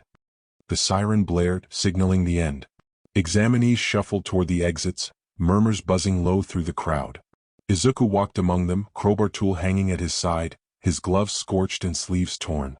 Every step felt heavy, but his chest swelled with something he hadn't felt in years. Pride. Eyes followed him. Some wide with awe, others sharp with unease, more than a few with open fear. The whispers trailed close behind. That was brutal. Did you see the way he ripped them apart? Is he even hero material? Izuku kept his eyes forward. The stairs still cut, but they didn't pierce as deep as before. Because for the first time, he had fought with nothing but his mother's quirk. No stolen power, no accidental absorption. Just her gift, small, simple, dismissed by others, sharpened into something strong enough to carry him through Yue's gates. He tightened his grip on the tool, feeling it hum faintly as it snapped back into his hand. His lips trembled into the smallest ghost of a smile. I did it, Mom. With your quirk. With your strength. If they can't see it yet, they will. The weight of 10 years still hung on him. But for a fleeting moment, Izuku Midoriya let himself believe that maybe, just maybe, it had been enough. And with all the whispers at his back, he walked on. 3 weeks. That's how long it had been since the exam. 3 weeks of silence. No letters, no calls, no word from Yue at all. Izuku sat beneath the overpass, notebook balanced on his knee, scribbling notes about quirks he'd seen at the exam. His crowbar tool rested across his lap. The barrel fire popped, the smoke curling upward into the concrete sky. Old Nani ladled soup into a dented bowl, sparks snapping off her fingertips as she handed it over. Eat, boy. Nothing good comes of waiting on an empty stomach. Mr. Sato grunted from his crate. She's right. Waiting'll kill you faster than hunger. Izuku smiled faintly, taking the bowl in his gloved hands. He sipped slowly, letting the warmth spread through him, trying not to think about the silence. Maybe I wasn't good enough. Maybe they saw me for what I really am. Then his bag buzzed. The cracked old phone lit up with a message. His foster mother. Get your ass back to the apartment now. The principal of UA, and some teacher who's a hero is here. Don't make me look bad. You're already on thin ice with me with them breathing down my neck. Izuku's breath caught. His chest went tight. Not, congratulations. Not you passed. Just fear. Fear of her check drying up, fear of trouble from the people upstairs. He read the text again, his hands trembling around the bowl. Principal. Teacher. From UA. Nani leaned closer, squinting. Bad news, boy? Izuku swallowed hard, forcing the words out. They want me home. Sato snorted bitterly. Sounds more like they want you on a leash. Izuku didn't answer. He set the empty bowl down, tightened his grip on his tool, and stood. His whole body shook, not with hunger this time, but with the weight of what waited at that apartment. For 10 years he'd been quirkless, for 4 he'd been branded a monster. And now, a set of the most powerful voices in his life were waiting to tell him what came next. He could only pray it was Yue, and not another cage. Izuku's legs felt heavier with every step toward the apartment complex. His foster mother's text had come rapid fire after the first one. Don't make me look bad. They're still here, hurry the hell up. You think I'm losing this check because of you? By the time he reached the door, his stomach was twisted in knots. He pushed it open. The smell of cheap air freshener couldn't hide the tension inside. His foster mother sat stiff on the couch, hands clenching the fabric, her smile stretched too tight. And across from her, 2 figures. Principal Nizu perched neatly in a chair, his eyes sharp and gleaming. A tired-looking man in a black capture scarf, Aizawa, though Izuku didn't know the name yet. Izuku froze in the doorway, clutching his bag. Finally, his foster mother snapped, relief and irritation bleeding together. There he is. Took you long enough. Aizawa's eyes flicked to her, flat and unreadable. But Izuku caught the way his gaze lingered on her sharp tone, the way his expression tightened almost imperceptibly. He was already filing her away. Already making a note. Then Aizawa's eyes shifted to him. Midoriya. His voice was even but firm. Come sit down. Izuku obeyed, his hands trembling slightly as he sank into the chair opposite Nizu. The principal folded his paws on the table, his expression polite but piercing. First, Nizu said, voice smooth, congratulations. You've been admitted to UA based on your performance in the entrance exam. The efficiency with which you dismantled the robots was impressive, though unconventional. Izuku's heart skipped, hope flickering, but Nizu's gaze sharpened. Before we move forward, I have questions. His tone was gentle but impossible to evade. Your quirk. How would you describe it in your own words? Izuku sat stiff in the chair, eyes down, his gloves creaking as he clenched his hands. Nizu's voice cut gently but firmly through the silence. Izuku swallowed, throat dry. When I touch someone, I take things. Their energy, their memories, their quirk. If I hold on too long. He hesitated, forcing the words out. I can kill them. And the quirk becomes mine. Permanently. The air in the room shifted. But Nizu only tilted his head, calm but sharp. A dangerous power. And yet, in the exam, you relied solely on your mother's quirk. Why? Izuku looked up, his eyes burning. Because that's the part of me that feels safe. The part of me that's hers. If I can be a hero with just that, then maybe I don't have to be a monster. A long silence followed. Then Aizawa's voice broke it, flat but cutting. Why do you look like you've been living under a bridge? Izuku froze. His foster mother flinched. Before he could speak, she jumped in, her smile stretched too wide. Oh that. Yeah, he's been working. The job. Dirty work, hauling trash, odd jobs. Teenagers, right? The words landed with a thud. None of them believed her. Aizawa's eyes narrowed further, filing the lie away like evidence. Nizu's whiskers twitched, his tone light but edged. I see. How industrious. Izuku stared at the floor, heat crawling up his neck. He wanted to shout the truth, that he had been living under a bridge, scraping meals from soup kitchens and school lunches, surviving while she collected a check off his name. But the words stuck in his throat. Aizawa's gaze lingered on him, sharp and unblinking. He didn't press. Not here. Not yet. Nizu folded his paws neatly on the table. His smile was small but deliberate. Midoriya. After reviewing your performance and your circumstances, UA has made a decision. If you accept your admission, you will not be returning to this household. Izuku's head shot up. What? You'll be living on campus, Nizu continued smoothly. Student housing with full meals, supervision, and access to training facilities. It will give you stability. And it will give us peace of mind. The words rang in Izuku's ears. Not going back. Not here. Not her. For a second it felt like freedom. Until his foster mother slammed her hands against the arm of the couch. Excuse me? Absolutely not. He's under my care, you can't just waltz in and snatch him away like some prize. We've filed a temporary protective placement with child welfare and secured educational guardianship for training. Housing, meals, counseling, and oversight begin tonight, said Nizu with an upbeat tone. Aizawa's tired eyes slid to her, flat as stone. You've done nothing but collect a stipend and keep him in rags. Don't push it. He's our student now. End of discussion. She sputtered, her face twisting, but one sharp look from Aizawa killed the protest dead. Izuku's heart pounded. He wanted to smile. Wanted to let relief wash over him. But beneath it he could feel the truth. They weren't just giving him a bed and food. They were putting him where they could watch him. Every step. Every slip. Every hint of the monster they feared he might become.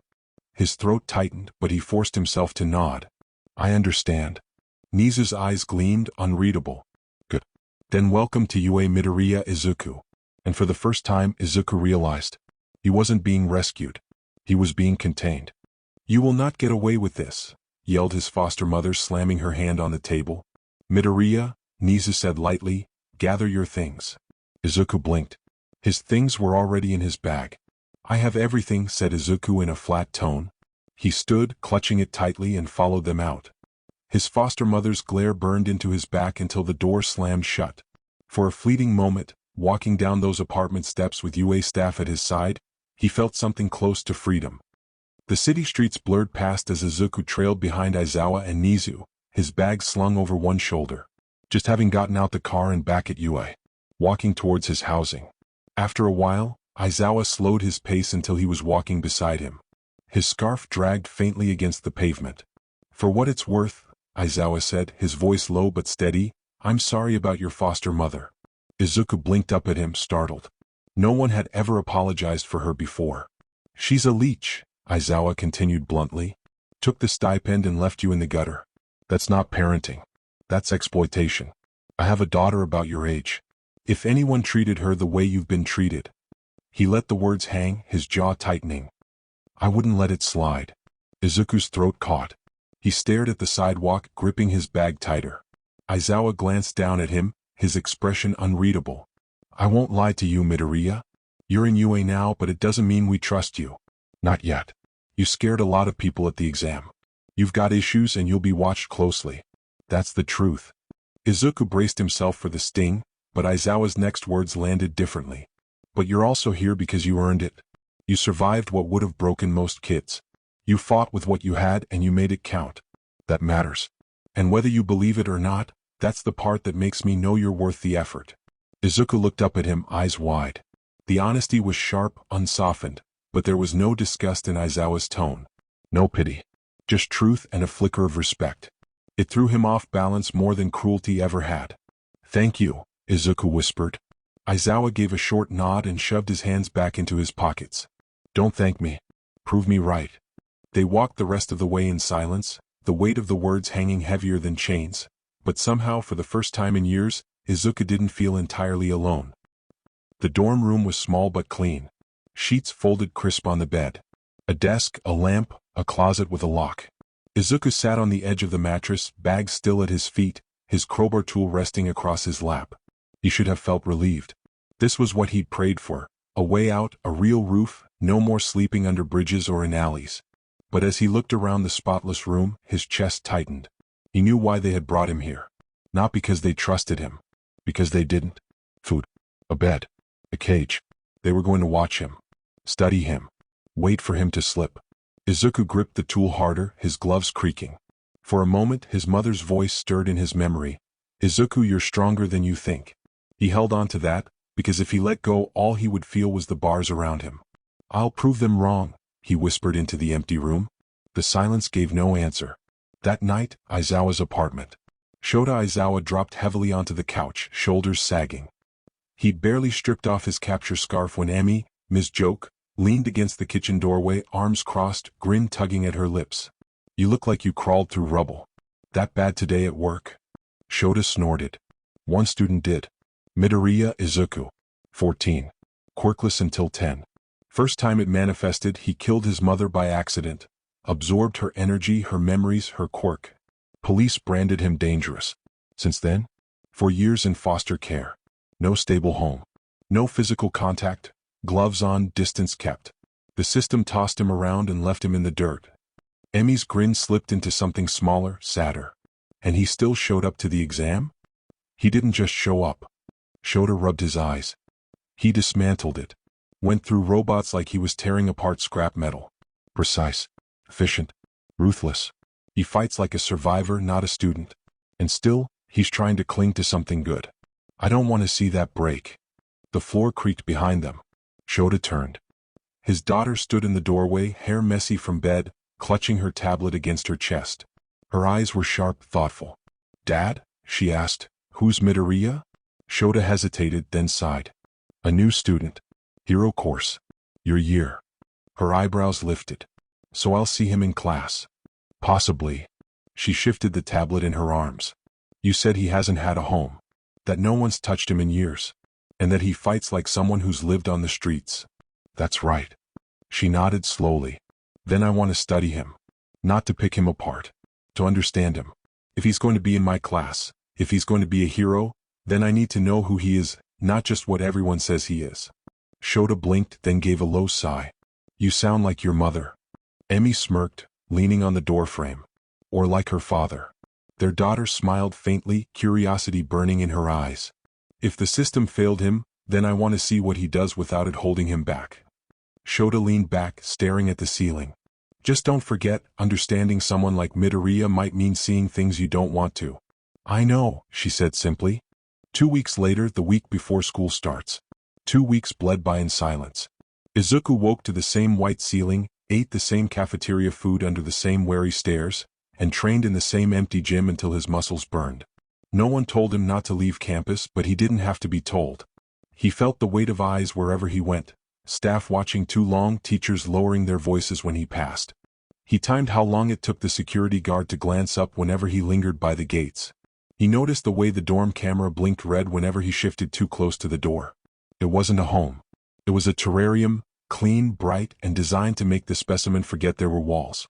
It was evening when Izuku dragged himself back from the gym, sweat stinging his eyes. Aizawa leaned against the wall outside the dorm, scarf loose around his neck. "You've been stuck in here long enough," Aizawa said flatly. "Come on." Izuku froze, clutching his bag tighter. "Did I do something wrong?" "If you had, you'd know it," Aizawa muttered, already walking. He glanced back once. "I want you to meet some people." Izuku hesitated, then followed. Aizawa led him into a side building, through a hallway that smelled faintly of coffee and chalk dust. When the door opened, Izuku stopped short. It wasn't an office or interrogation room. It was warm. Lived in.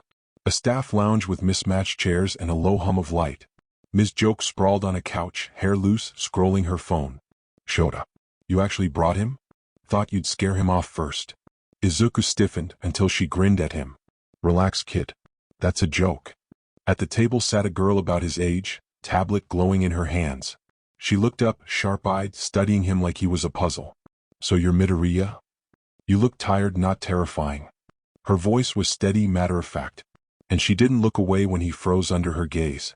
Aizawa spoke from the doorway, his tone flat. This is my daughter. Hikari.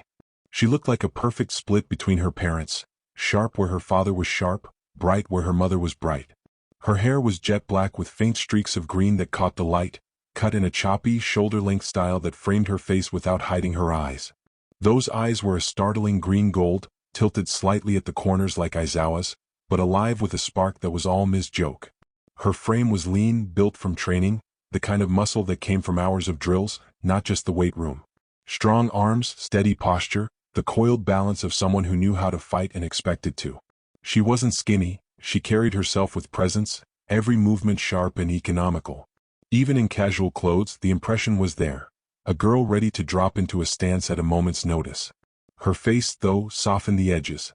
A quick smile that showed her mother's warmth, but a resting gaze that mirrored her father's flat patience. Izuku perched at the edge of the table, shoulders tight. Ms. Joke slid a plate of crackers toward him. Izuku hesitated at the edge of the lounge table, still stiff, until Aizawa spoke again. Sit. Emi ordered food. She wants us to eat outside.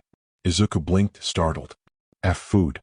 Ms. Joke grinned, already holding up 2 bulging paper bags. Picnic night. Beats cafeteria sludge, right?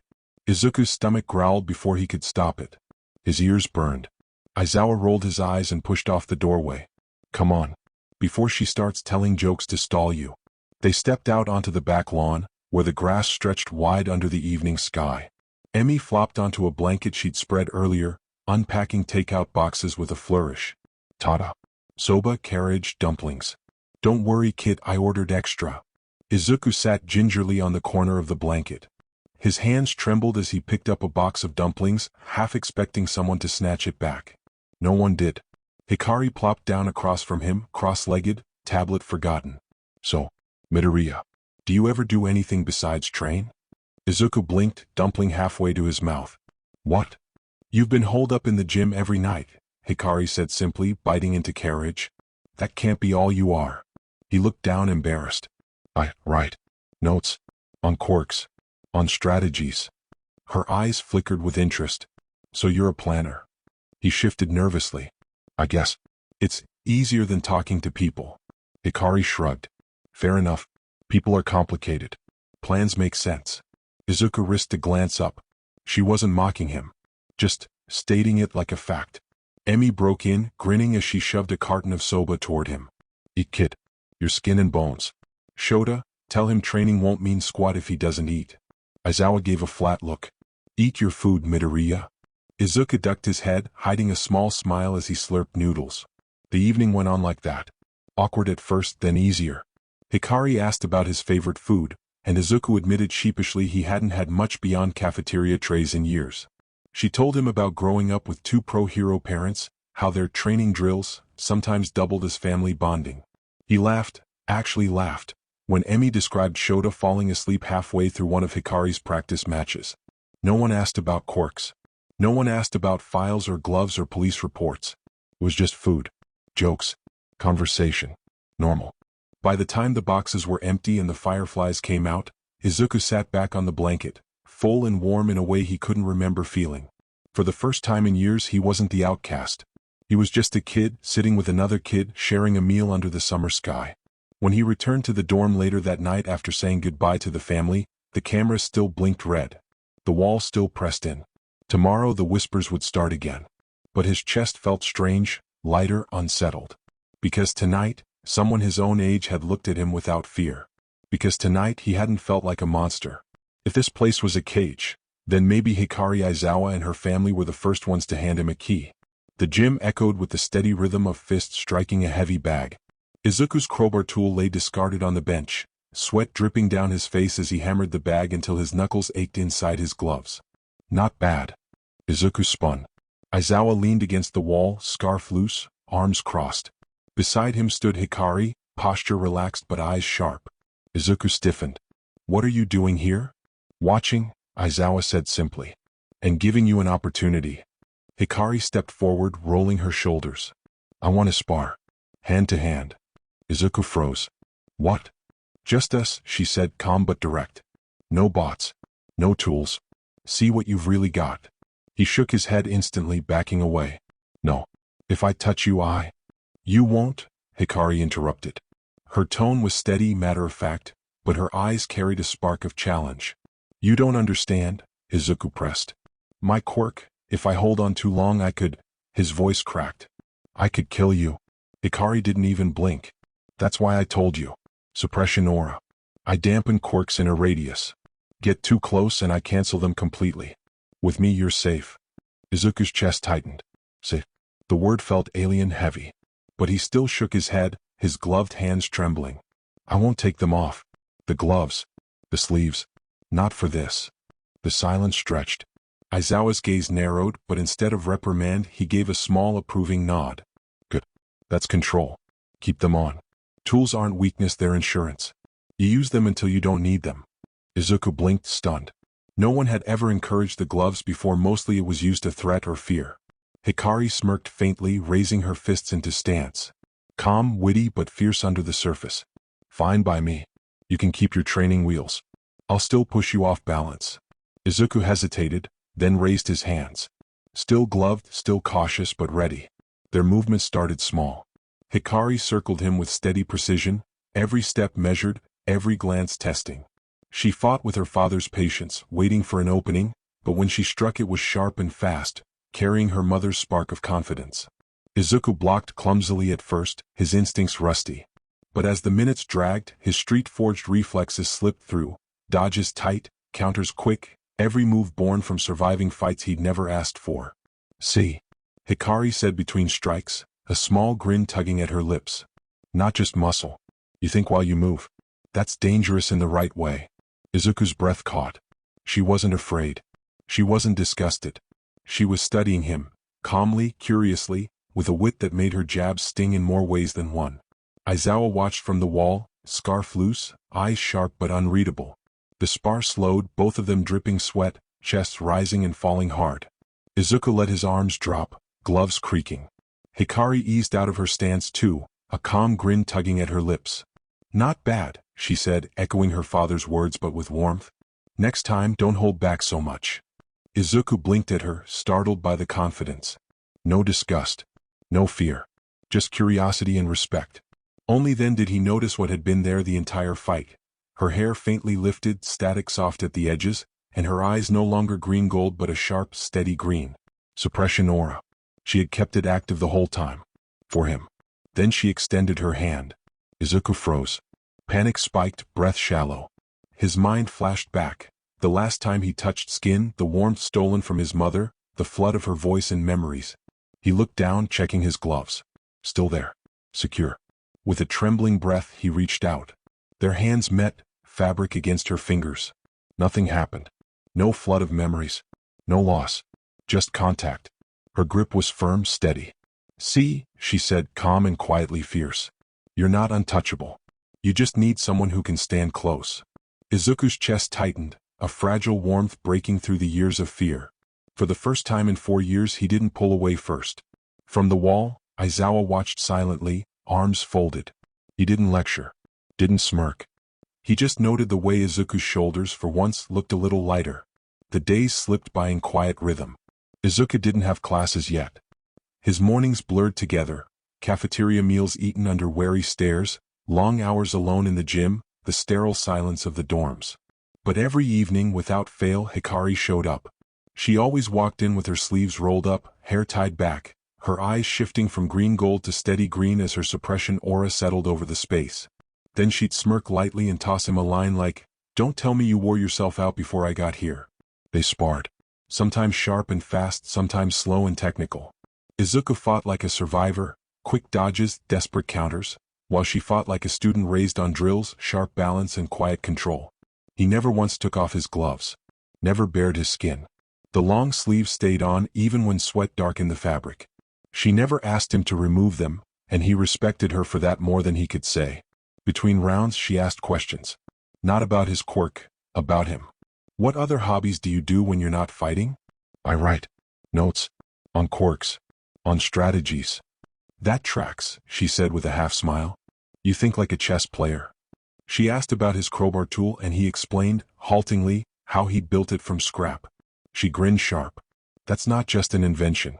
That's you refusing to give up. I like it. Sometimes she touched on his past. He gave her fragments, foster homes, the bridge, the stairs. Not the whole story, never the whole story, but enough. She never pitied him. She just listened.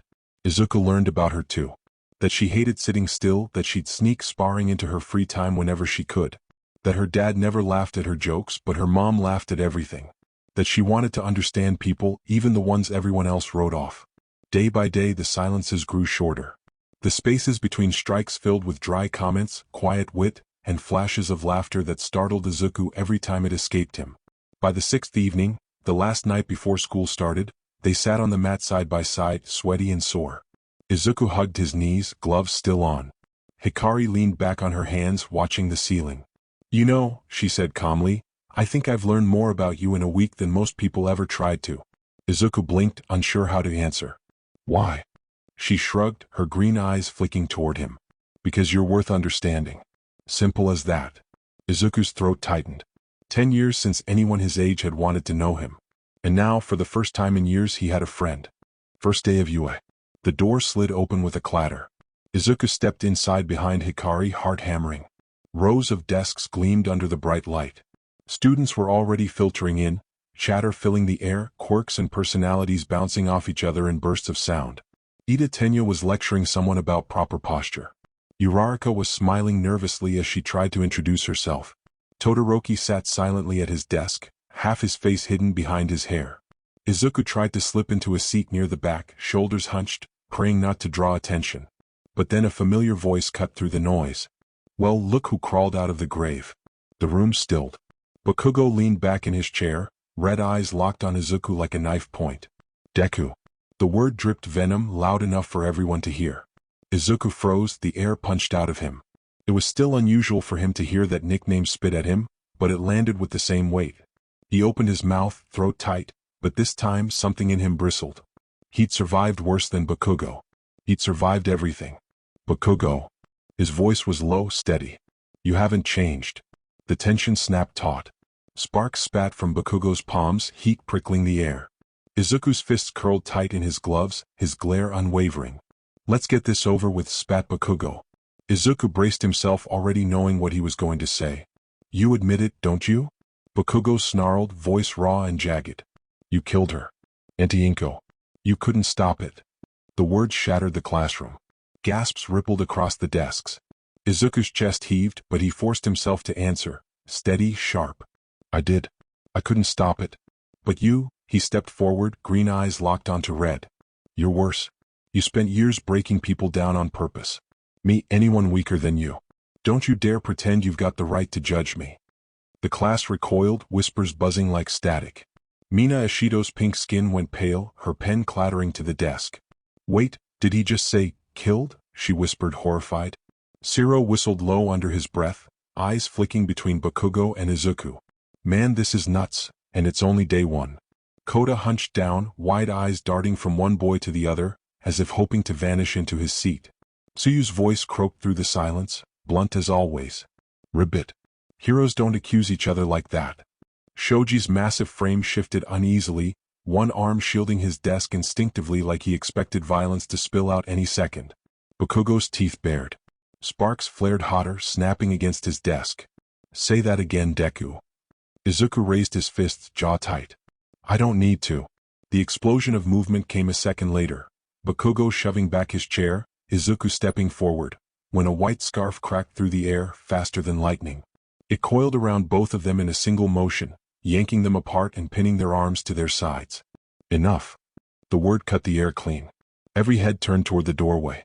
Aizawa Shota stood there, hair hanging in his face, red eyes glowing faintly under tired lids. The white scarf unwound and tightened again with lethal precision, holding both boys like prey. You want to fight? His voice was flat, cold. Do it outside. As villains. Because that's what you look like right now. The pressure of his erasure quirk sank into the room, heavy as chains. Sparks guttered out in Bakugo's palms. Izuku felt the tension drain from his muscles, his quirk dampened whether he wanted it or not. Neither boy spoke. Their chests rose and fell, eyes still locked.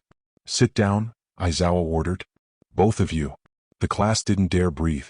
Slowly, Izuku backed toward his desk. He sat, jaw tight, fists trembling inside his gloves. Bakugo followed a beat later, slamming into his seat, arms crossed, glare still hot enough to burn. Aizawa let the scarf retract and coil back at his neck. His gaze swept the room. Welcome to UA. This is your first and only warning. Control yourselves, or you won't last here.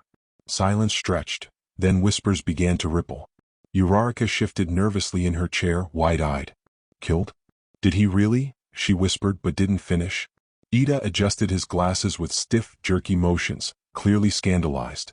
Such behavior on the first day is disgraceful, unbecoming of future heroes. Kirishima leaned toward Bakugo, voice low but awed. Bro, what the hell was that? That was intense. Todoroki watched from his seat near the window, expression unreadable, one heterochromatic eye on Izuku. And in the back, Hikari Aizawa sat straight, calm as ever, her sharp gaze fixed not on the chaos, but on Izuku. She didn't flinch. She didn't whisper. She simply studied him like she had from the start. Izuku kept his eyes forward, pulse still hammering. For all their stares, all their whispers, he had only one thought pounding through his head. I won't let anyone stop me. Not anymore. Get your tracksuits. We're going outside, said Aizawa as it snapped Izuku from his thoughts. Confusion rippled through the students. Uraraka raised a hesitant hand.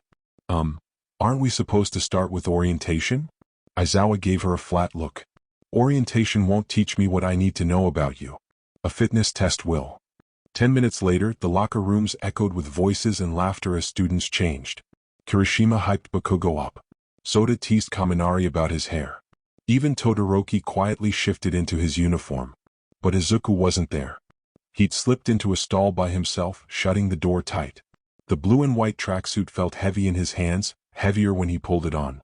Every zipper, every sleeve, every fold of fabric was tugged into place until not a single patch of skin was left bare. Gloves tight. Sleeves pulled. Collar zipped to his chin. When he finally stepped out, the others were already filing toward the field. His version of the uniform looked different, like armor instead of exercise clothes.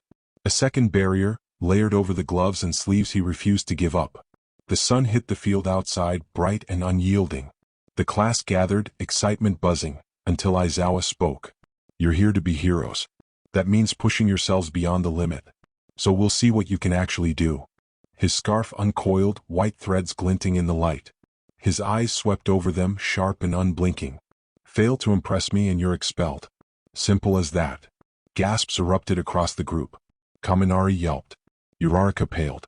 Even Ida's composure faltered. Izuku's chest tightened, but he said nothing. He adjusted his gloves, his covered sleeves creaking faintly. This wasn't orientation. This wasn't trust. This was a test. And he would not fail. The sun was low, casting long shadows across the track. The students stood in a loose cluster, sweat-drenched and restless. Aizawa's scarf hung loose around his shoulders as he flipped through the results on his tablet. He didn't miss the way the kids craned their necks to peek, nerves buzzing in the air. Some were obvious. Todoroki top tier. Bakugo, explosive but controlled destruction. Ida, precision to the decimal.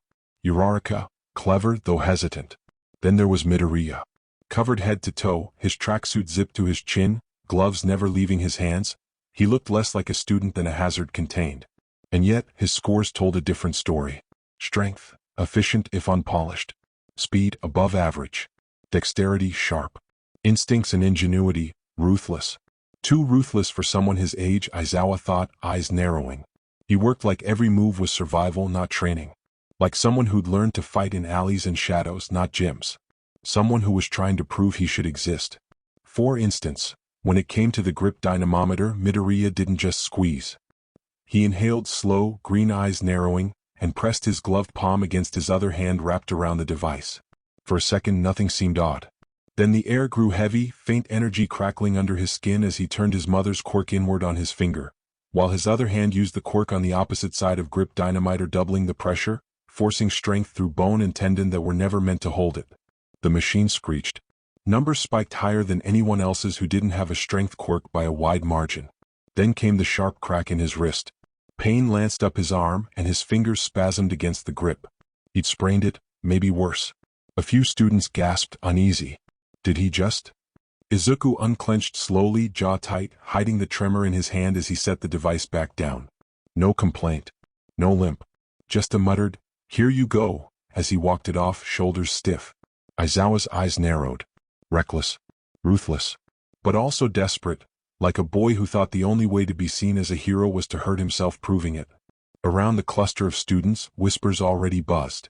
A few shot Midoriya sidelong looks, half in awe, half in fear. He stood apart, gaze on the ground, jaw tight. Aizawa exhaled slowly, swiping the tablet off. You all did what you were supposed to. That's the point. This wasn't about numbers. It was about how you push yourselves when there's no safety net. A few students sagged in relief. Uraraka's shoulders unclenched. Kaminari muttered something about almost frying himself. But Aizawa's eyes lingered on Midoriya. No safety net, he repeated silently. For that kid there hadn't been one for years. He caught movement at the far edge of the field. All Might. Standing at a distance, out of the student's line of sight, watching. His tall frame was stiff, posture tense. Not pride, not joy. Something closer to unease. Aizawa's jaw tightened. Of course. The symbol of peace can't look away when the boy who reminds him of his worst nightmare is standing here in blue and white. He let the tablet drop to his side. That's enough for today. Go back to the locker room to change. The students began to scatter, chatter swelling.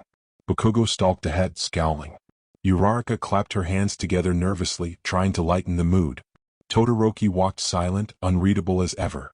Midoriya lingered at the back, shoulders tight, every step deliberate. With his daughter right next to him. All Might was still there, just lurking. Aizawa's jaw tightened. He walked toward him, scarf trailing white against the ground. All Might, he said flatly, voice low. Or should I say Tashinori Yagi? You want to explain why you're stalking my class instead of teaching yours? All Might stiffened, already deflated into his gaunt form. His sunken eyes darted to the students retreating in the distance, then back to Aizawa. I wanted to see how the new generation handled themselves. Don't lie to me, Aizawa snapped. His eyes narrowed, sharp as razors. You weren't watching them. You were watching him. Tashinori's lips pressed into a thin line. He didn't deny it. Aizawa stepped closer, voice low and dangerous. You're letting your baggage dictate your judgment. I saw your face during the exam. You weren't looking at Midoriya like a teacher. You were looking at him like a ghost. All Might's breath rattled. You don't understand. I understand enough, Aizawa bit back. He's a kid. 14. Already treated like a criminal by half the system. And now the symbol of peace can't even look at him without flinching. Tashinori's hands curled into fists, trembling. His quirk, what he can do, it's too close. Too damn close. A flicker of memory burned in his mind, all for one standing over broken bodies, quirk stripped and twisted, the same hollow defiance burning in his eyes. The resemblance was enough to make Tashinori's stomach clench. His voice cracked. You didn't see what All for One did to people. You didn't? I don't care. Aizawa cut him off, eyes narrowing. He's not All for One. He's Midoriya. If you can't tell the difference, then stay out of his way before you break what little hope he's holding onto. Silence hung sharp as glass between them. Tashinori's shoulders sagged, the weight of ghosts heavy in his gaunt frame. Aizawa turned away, scarf flicking against the dirt. I won't let you crush him because you can't handle your own nightmares. For once, All Might didn't argue. After school, the gym. The heavy bag rocked with each strike, leather squeaking under Izuku's fists. His gloves thudded in steady rhythm, sweat dripping into his eyes. You hit harder when you're mad. Izuku froze mid-swing. Hikari was leaning against the wall, her tracksuit jacket tied around her waist, green eyes sharp as always. I'm not mad, he muttered, turning back to the bag. Her brow lifted. Sure. You just nearly knocked that bag off the chain because you're calm. Izuku's punches slowed. He stepped back, arms dropping to his sides. His chest rose and fell, breath uneven. Hikari crossed the room, stopping a few feet away, her aura quietly active, hair faintly lifted, eyes green. I want to ask about earlier. With Bakugo. Izuku stiffened. You heard enough. I heard shouting. Accusations. And you calling him worse. Her tone was calm, not prying but steady. What did he mean? Izuku's throat tightened. He stared at the floor, jaw clenched. He's right. When my quirk came out, I killed my mom. I couldn't stop it. Everyone knew it, the police, heroes, the school, and the mini foster home I went to. Hikari's expression didn't shift. No flinch, no pity. Just listening. Izuku swallowed hard, voice rough. But Kaken. Bakugo, he spent years beating me down when I was quirkless beforehand. Reminding me I was nothing. Laughing when no one else would look at me. And now he stands there and, his voice cracked raw. He doesn't get to judge me. Not after what he did. The silence stretched. Finally, Hikari stepped closer, crossing her arms. So both of you carry blood on your hands. Different kinds. Izuku's head jerked up, startled. Her eyes softened just slightly. The difference is you don't want yours. You're still trying not to add to it. That's why you're here. Izuku blinked, his chest tightening, unsure what to say. Hikari smirked faintly, tilting her head. Besides, I've sparred with you for a week now. If you were really the monster people whisper about, you'd have proved it by now. His throat worked, the smallest laugh breaking past the lump there. It sounded broken but real. Hikari grinned wider. See? That's better. Now get your stance back up. I'm not done proving you're not as scary as you think. She gave Izuku a small wink. Izuku hesitated, then raised his fist slowly. His gloves trembled, his wrist still aching, but he shifted his weight to match her stance anyway. Not perfect, not steady, but in sync.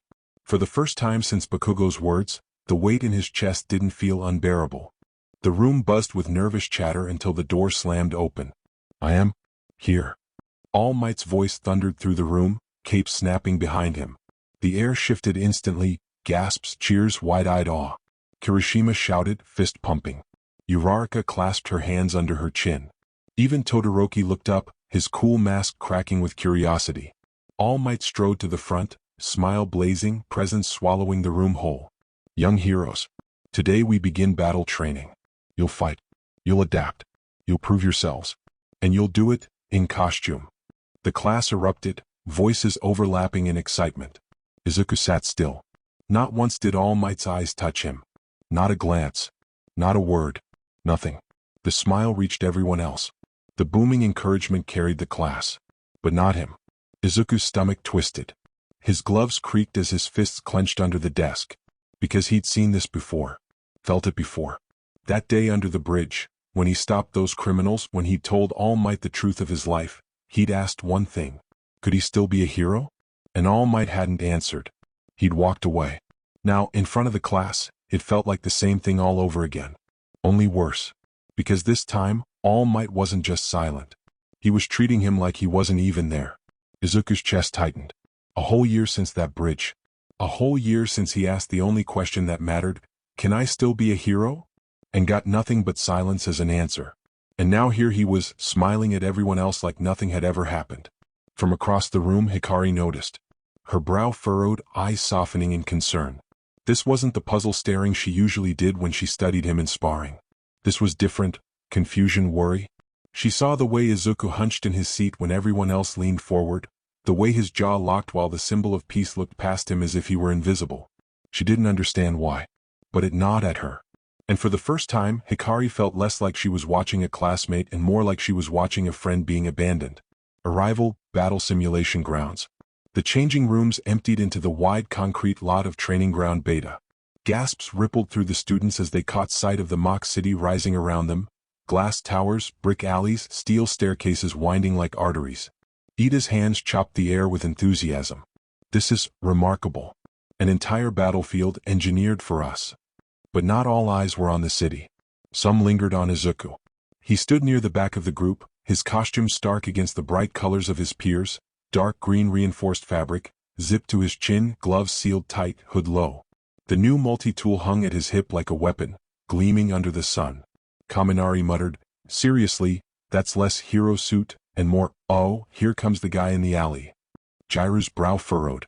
It's intimidating. He looks like a mercenary. Bakugo snorted, sparks crackling across his gauntlets. Stop sugarcoating it. He looks like a damn villain. Fitting, isn't it, Deku? The word hung like a slap. A few students glanced between them, awkward but silent. Then a low, sharp voice cut through the tension. Idiots. Everyone turned. Tokoyami's cape shifted as dark shadow peeked out over his shoulder, glowing eyes narrowed. A villain is defined by their choices, not their clothes. To mistake armor for intent is the reasoning of fools. Dark shadow rumbled in agreement, its voice like gravel. Yeah. Don't judge so quick. The silence that followed was heavy, until Hikari stepped forward, eyes narrowed, arms crossed. You're being dense, she said flatly, gaze sweeping the group. If someone comes to class wrapped head to toe, maybe think about why instead of slapping a label on them. Her green eyes flicked toward Izuku, then back at the others. You call yourselves hero students, but you're talking like the same gossiping civilians you'll be swearing to protect. The sting landed. A few students looked down. Kaminari scratched the back of his neck. Even Jiru shifted, embarrassed. Bakugo only scoffed, muttering under his breath. Izuku said nothing. He couldn't. His throat felt tight, the words locked there. But for the first time in years, someone had stood between him and the whispers. All Might's booming voice rolled over the class, snapping them out of the tension. Today's training will be battle practice. Teams of 2, heroes versus villains. Villains guard the weapon. Heroes try to capture it, or subdue their opponents. This is your first step into real combat. Students buzzed with excitement. Ida chopped his arms in approval, Uraraka whispered nervously to herself, and Bakugo cracked his gauntlets with a grin that looked more like a threat. All Might drew lots for the matchups, pulling slips of paper with exaggerated flair. Team A, Midoriya and Uraraka. Team B, Ida and Bakugo. Gasps rippled instantly through the class. Bakugo's grin stretched wider, sparks hissing in the air. Finally, Izuku's stomach turned, but he held himself steady. His gloves creaked under his grip, his hood shadowing his face. All right, All Might announced. Team B will be the villains defending the weapon. Team A, you'll be the heroes. The students shuffled toward their starting points, chatter filling the air. But as Izuku moved to follow Uraraka, a massive hand dropped on his shoulder. All Might leaned close, towering of him as he angled his body so the class couldn't see, his smile which was fixed but thin, yet his eyes weren't smiling. Midoriya, he said, voice low, sharp with something Izuku had never heard before. Fear. Listen carefully. You will not use that quirk of yours. The one that steals. You will not lay a hand on your classmates. Izuku froze. His chest tightened. But I wasn't going to. All Might's grip tightened. His voice dropped to a near growl. I've seen what happens when men take quirks, when they drain life with a touch. I won't watch that happen here. Not at my school. Not in my class. Izuku froze under the weight of his words. Not a warning, not guidance, judgment. From the man he once begged for hope. Rage crawled up his throat. How was it fair that villains and heroes who have killed without hesitation got redemption, while he, who fought every day not to cross that line, was treated like the threat? Izuku's throat closed, words clawing but refusing to come. All Might's shadow loomed over him, his cape snapping in the artificial wind. Then, in an instant, the grin widened again, the symbol of peace back in place. He straightened, voice booming to the class. Now, let the first match begin. The students cheered. Uraraka glanced back, puzzled. Bakugo was already crackling with anticipation. The grin was for the class. The fear was for him. And it hit Izuku with brutal clarity. It didn't matter what he did, how carefully he fought, how many times he kept control. To the symbol of peace, he'd never be a student. He'd always be a risk. Izuku stood frozen for a beat longer, heart pounding. He didn't know what All Might had seen. He didn't know why the symbol of peace's voice had cracked with something so raw. But he knew this. All Might wasn't warning him like a teacher. He was speaking like someone who saw Izuku as a threat he would take out if necessary. The buzzer sounded. Ida and Bakugo rushed inside the building, taking their positions as villains. Izuku and Uraraka waited at the entrance, the cold fluorescent lights buzzing overhead. Uraraka fiddled nervously with her gloves. So, do you have a plan? Izuku's hood shadowed his face. His voice was low, steady but hard. Get to the weapon. Leave Bakugo to me. Her eyes widened. But, trust me. His grip tightened on his new multi-tool. The weight steadied him. The second buzzer blared. Heroes start. Izuku moved fast, quicker than Uraraka expected, slipping into the corridors like a shadow. His steps were silent, his eyes scanning every corner, every vent, every loose wire in the wall. The explosion came seconds later. Bakugo burst from a stairwell in a roar of fire and sparks, gauntlets primed, teeth bared. DKU. Izuku skidded back just in time to avoid the first blast. Heat ripped across the hallway, chunks of plaster raining down. Bakugo stomped forward, eyes wild. 4 years and you still stink like weakness. Auntie Inko's gone because of you, and now you think you can play hero? The words cut sharper than the explosion. For a heartbeat, Izuku's chest burned with guilt, but then something colder slammed over it. Rage. Izuku's chest burned, but it wasn't just grief anymore, it was fury. Fury that Bakugo could throw words like weapons while the world called him the monster. Fury that he was the one punished for surviving, while everyone else got to pretend they were heroes in training. His eyes narrowed. The multi-tool snapped open in his hand with a metallic clack. Bakugo grinned, sparks crackling. Come on, Deku. Show me what a murderer fights like. Izuku moved first. He wasn't polished like Ida or powerful like Todoroki. He fought like someone who had spent years trying to prove something. Izuku took a makeshift Biolo and threw it snapping as it tangled at Bakugo's feet. Bakugo cursed, blasting the floor to free himself, but Izuku was already moving. He hurled the tool, the retractable tether screaming out, and it smashed into Bakugo's gauntlet with brutal precision. The weaponized gear rattled, the mechanism locking with a crunch. You think this is a game? Izuku's voice was raw, savage. I've been fighting to live while you've been playing hero. Bakugo roared, launching himself forward. Their clash was close range now, explosions against brutal, efficient strikes. Izuku's crowbar swings weren't flashy, but they were aimed at joints, weak points, leverage spots. Every strike meant to end the fight, not just win it. Every strike was more than a counter. It was every whispered villain, every flinch in the hallways, every time someone decided his gloves meant danger instead of discipline. If Bakugo wanted to call him a murderer, then he'd see just how hard Izuku had learned to fight just to be left alone. At one point Bakugo tried to pull the pin on his gauntlet to blow Izuku away as a last-ditch effort. Yet Izuku beat him to it. Using his mother's quirk he pulled the pin on the gauntlet as Bakugo tried fly towards Izuku. The wall behind him and the floor exploded. It also caused him to slam against the ceiling hard as the explosion carried him. Before Bakugo could fully get up, Izuku was on him again. Up in the observation room, students went silent. He's fighting like a villain, Jeru whispered, pale. No, Tokoyami corrected darkly, dark shadow growling at his side. He's fighting like someone who refuses to die. Beside them, All Might's smile faltered. His fists trembled at his sides. He couldn't tear his eyes away. On the field, Izuku slammed a dazed and bleeding Bakugo into the wall, his gloved hand hovering at his rival's chest, not touching, not draining, but trembling as though he could. His voice was hoarse, broken with rage. You don't get to talk about my mom. Not ever again. Bakugo spat blood, snarling, trying to blast his way out, but Izuku's multi-tool snapped back into his grip, blade pressed against the gauntlet's joint. With one twist he disabled it completely. The buzzer sounded. All Might's voice echoed faintly from the other floor. The heroes have captured the weapon. It was over. But Izuku stayed there a second longer, his gloved hand still shaking inches from Bakugo's chest. Not using his quirk. Not crossing that line. But showing him, and everyone watching, just how close he could. On the screen, Uraraka slumped in relief over the phobomb. But nobody in the observation room cheered. Every student's eyes were locked on the other feed. Izuku standing over Bakugo, chest heaving, multi-tool clenched. His gloved palm hovered inches above Bakugo's chest, trembling with the threat of something he hadn't used. The room was heavy with silence. That was... Momo started, then stopped. Toru's jaw worked, but no words came out. Even Sato, normally quick to fill silence, stood stiff and wordless. None of them knew exactly what they'd seen. Only that it hadn't looked like anything they were taught to expect from a hero. All Might's voice broke the quiet. His grin was stretched thin, but his booming tone stayed bright as he praised Uraraka's courage, Ida's strategy, even Bakugo's ferocity. But when it came to Midoriya, he said nothing. Not a word. Izuku felt the omission in his bones.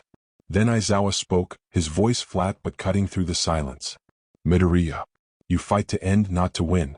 That's not hero training. That's survival. And it's why half this class doesn't know whether to clap or back away. The words hit hard, but Aizawa didn't stop there. His tone shifted, steady, grounding. But you still was effective and got the job done. Even when mad you kept control. You fought with precision. That matters more than they realize. Don't forget it. The feed cut off, the student still silent. Izuku stood in the hall below, heart pounding, gloves shaking at his sides. All Might's silence burned. But Aizawa's words, blunt, harsh, but honest, lingered like the first handhold on a cliff. Staff hallway, after the simulation.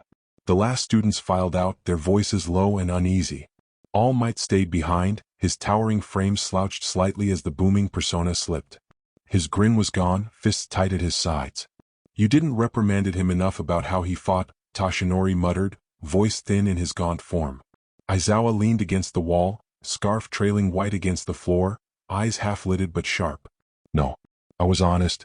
He needs blunt truth, not empty illogical discouragement.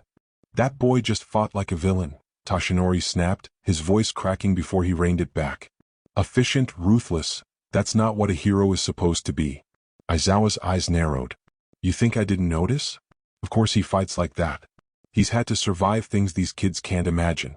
You don't erase 4 years of being treated like a walking bomb with 1 day at UA. You don't erase 10 years being treated as a second-class citizen just now having stable housing. Toshinori turned away, shoulders stiff. You don't know what I see when I look at him. No, Aizawa shot back, stepping forward. I know exactly what you see. You're not looking at Midoriya. You're looking at your ghost. At him. All Might flinched, his fists trembling. If he ever loses control. If, Aizawa cut in, his voice low, steady, absolute. That boy had every chance to cross the line today. He didn't. That tells me more than your fear ever will. Silence hung heavy between them, sharp as broken glass. Finally, Aizawa pulled his scarf back up around his neck. I'll watch him. I'll push him. And if he slips, I'll be the first to stop him. That's my job. Not yours. Toshinori's jaw clenched, but he said nothing. As Aizawa turned to leave, his voice drifted back, flat, final. Stop seeing a villain where there's only a kid. Toshinori stood alone in the empty hall, haunted eyes fixed on the floor. After school, training gym. The gym was quiet, the mats faintly smelling of sweat and chalk. Izuku sat cross-legged near the wall, his hood low, multi-tool resting across his knees. He traced the seams of his gloves with his thumb, jaw tight. Hikari crouched across from him, leaning on her knees. Her voice was calm but edged with something heavier. You fought like it wasn't training. Like you were back in an alley. And when Bakugo talked about your mom, she hesitated, eyes narrowing, you fought like you wanted to kill him. Izuku's head dropped lower, words rough. Maybe I did. Don't say that. The voice came from the doorway. Both turned as Aizawa stepped inside, scarf hanging loose around his shoulders, his gaze flat and sharp. He came closer, boots soft on the mat. You fought with skill. Precision. That survival instinct is what's kept you alive. Don't lose it, it will save you one day. Izuku blinked, startled. Then? But, Aizawa cut in, his tone firm, today wasn't the day. Not the first lesson. Not against classmates. You pushed too far, too fast. Izuku's fists clenched. He was insulting you. I know. Aizawa's eyes didn't waver. That's the second problem. You let anger take the wheel. And anger, Midoriya, anger makes mistakes. Anger kills people you didn't mean to hurt. Izuku flinched, chest tightening. Aizawa crouched slightly so they were closer to eye level. His voice stayed steady, blunt but not cruel. Fight to survive. That instinct is good. But don't fight with anger. If you can't separate the two, you'll burn yourself out before you ever save anyone. The words sank heavy. Izuku stared at his gloves, throat thick. For a long moment, silence stretched. Then Aizawa stood, tugging his scarf back around his shoulders. Training resumes tomorrow. Don't be late. And Midoriya. Izuku looked up. Don't waste your control on rage. Save it for when it counts. He turned and left, the door clicking shut behind him. Hikari exhaled softly, leaning back on her hands. You know he's right, don't you? Izuku swallowed, his jaw trembling. Yeah. She gave him the faintest smile. Good. Because I'm not pulling punches tomorrow. The first week passed in a blur of drills and exercises. Izuku kept to the edge of the crowd, always in long sleeves, gloves never once slipping. He fought hard when called on, silent when he wasn't. His new multi-tool drew glances every time he used it, too clean to be scrapped, too sharp to be harmless. Some classmates had started to thaw. Uraraka smiled nervously at him in the cafeteria, asking once if he wanted to sit with her. Kirishima had muttered a man that was hardcore, after a spar, half admiration and half nerves. Even Tokoyami gave him a curt nod one day, Dark Shadow adding a low rumble that sounded almost approving. But the distance was still there. Mina and Jairu whispered whenever he passed, voices trailing off when he looked their way. Kaminari gave a forced laugh whenever he ended up too close, eyes flicking nervously to the gloves. Even Ida, who treated everyone else with mechanical politeness, stumbled over his words when addressing him, as though unsure what rules applied. None of them asked directly. None of them wanted to. No one in Class 1A knew what Midoriya Izuku's quirk really was. And the not knowing made the space around him heavier than any explosion Bakugo could throw. The morning of the USJ trip, the air hummed with energy. Students filed toward the buses, chattering about the rescue training ahead. Uraraka bounced on her toes, excitement shining in her face. Kirishima was already flexing, eager for anything physical. Todoroki stayed quiet, eyes on the window. And when Izuku stepped onto the bus, the volume dipped, just slightly. Not silence. Just enough of a pause to remind him, they were still watching, still guessing, still wary. He pulled his hood lower, gloves creaking as he gripped the strap of his bag, and slid into a seat near the back. From across the aisle, Hikari caught his eye, calm, steady, unreadable. The only one whose look didn't shift when he walked in.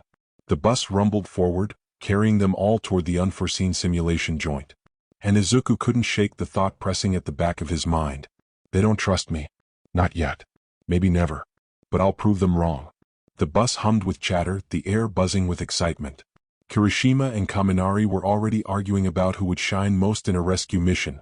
Mina chimed in with jokes, and Ida lectured anyone within earshot about proper conduct. But not everyone joined in. When Izuku stepped onto the bus, conversation dipped, just slightly but enough. Eyes flicked toward the gloves, the hood, the way he kept to himself. The space around him stayed heavy. He slid into a seat near the back, keeping his gaze down. The multi-tool rested at his hip, gleaming faintly whenever the bus jolted in the sunlight. A moment later, the seat beside him dipped. Hikari dropped down without hesitation, stretching her legs out in front of her. "Guess we're back of the bus, kids, now," she said lightly, a smirk tugging her mouth. Izuku blinked, startled. "You didn't have to sit here." "Yeah, I know." She leaned her chin on her hand, eyes sharp but calm. "That's kind of the point." The corners of his mouth twitched before he caught himself. "Thanks." The bus jostled over a bump, and Izuku instinctively reached to steady her. His gloved hand hovered in the air before dropping quickly back to his lap. Hikari's eyebrow quirked. "Relax, gloves. I've got balance." He flushed under the hood, tugging it lower. "Sorry." She let him squirm for a beat before adding, "But it's nice you thought about it." Izuku's throat tightened. It was the smallest thing, but no one else said things like that to him. Up ahead, classmates chattered about quirks and dream careers, voices loud and bright. None of it touched him. But beside him, Hikari leaned closer, her voice lower. "You don't have to prove anything to them yet. Just keep doing what you do. They'll see it eventually." Izuku looked at her, the words catching in his chest. No judgment in her eyes. Just certainty. "You really think so?" he asked quietly. Hikari smirked again, eyes glinting. "I wouldn't be wasting my time sparring with you every day if I didn't." His pulse stuttered, the heat in his chest different this time. For a moment, the weight of everyone else's stares didn't matter. She bumped her shoulder lightly against his, casual but grounding. "Besides, you're not half bad company when you stop brooding." Izuku ducked his head, fighting a smile. For the first time all week, he didn't feel completely alone. They sat in comfortable silence for a little bit with Izuku with his gloved hands folded in his lap. Beside him, Hikari leaned comfortably against the window, calm as always. Then, from a few seats ahead, a quiet voice cut through the chatter. "Midoriya, can I ask you a question?" asked Tsu. "Sure, Azui," replied Izuku as he and Hikari looked at Tsu with curious faces. "Just to let you know I can be very blunt, Midoriya," Tsu said plainly, tilting her head just slightly. "What's your quirk? Most of us think it's a form of telekinesis, but it has to be more than that. And why does Bakugo keep calling you a villain?" The bus went quiet in an instant. Dozens of eyes flicked back toward him. Even Bakugo twisted in his seat, sparks crackling faintly at the question. Izuku's chest tightened. His first instinct was silence, to let the weight of the stairs push him back down. But then, beside him, Hikari shifted. Her sharp green eyes caught his for a moment, steady, certain. A small nod. He took a slow breath. "My quirk," he said, voice low but clear, "activates through touch. If I hold on too long, I can take someone's quirk, their memories, even their life." The words landed like a stone dropped into water, ripples of unease spreading through the bus. A few students stiffened, shrinking back without realizing it. Kaminari muttered something under his breath before going quiet again. Izuku gripped his gloves tighter. I've been quirkless for most of my life. When I was 10 my quirk manifested. I didn't understand what was happening. My mom, his throat caught but he forced it out. I held on too long. And I killed her. The silence after that was thick. No one whispered. No one joked. Just stares, some wide, some unreadable. Izuku's voice dropped to almost a whisper. That's why people call me dangerous. Why they call me a villain. He lowered his head, waiting for the recoil. But then Hikari's voice broke the silence, calm and certain. And he's also the one who hasn't hurt a single person here. He's the one who fights harder to stay in control than anyone I've ever met. Her eyes flicked over the class, sharp, daring anyone to argue. Then she leaned back, arms crossed, her voice quieter but meant for him. You told the truth. That's what matters. Izuku swallowed hard, his chest tight, but for once the silence didn't feel like a cage. The hum of the engine filled the silence. After Izuku's words, after Hikari's firm defense, nobody spoke. Eyes flicked toward him, then away again, like his very presence was too heavy to look at for long. Even the ones who'd started to thaw earlier in the week sat stiff and uncertain now. Uraraka twisted her hands in her lap, wanting to say something but too afraid to get it wrong. Kirishima opened his mouth, then shut it, chewing his lip.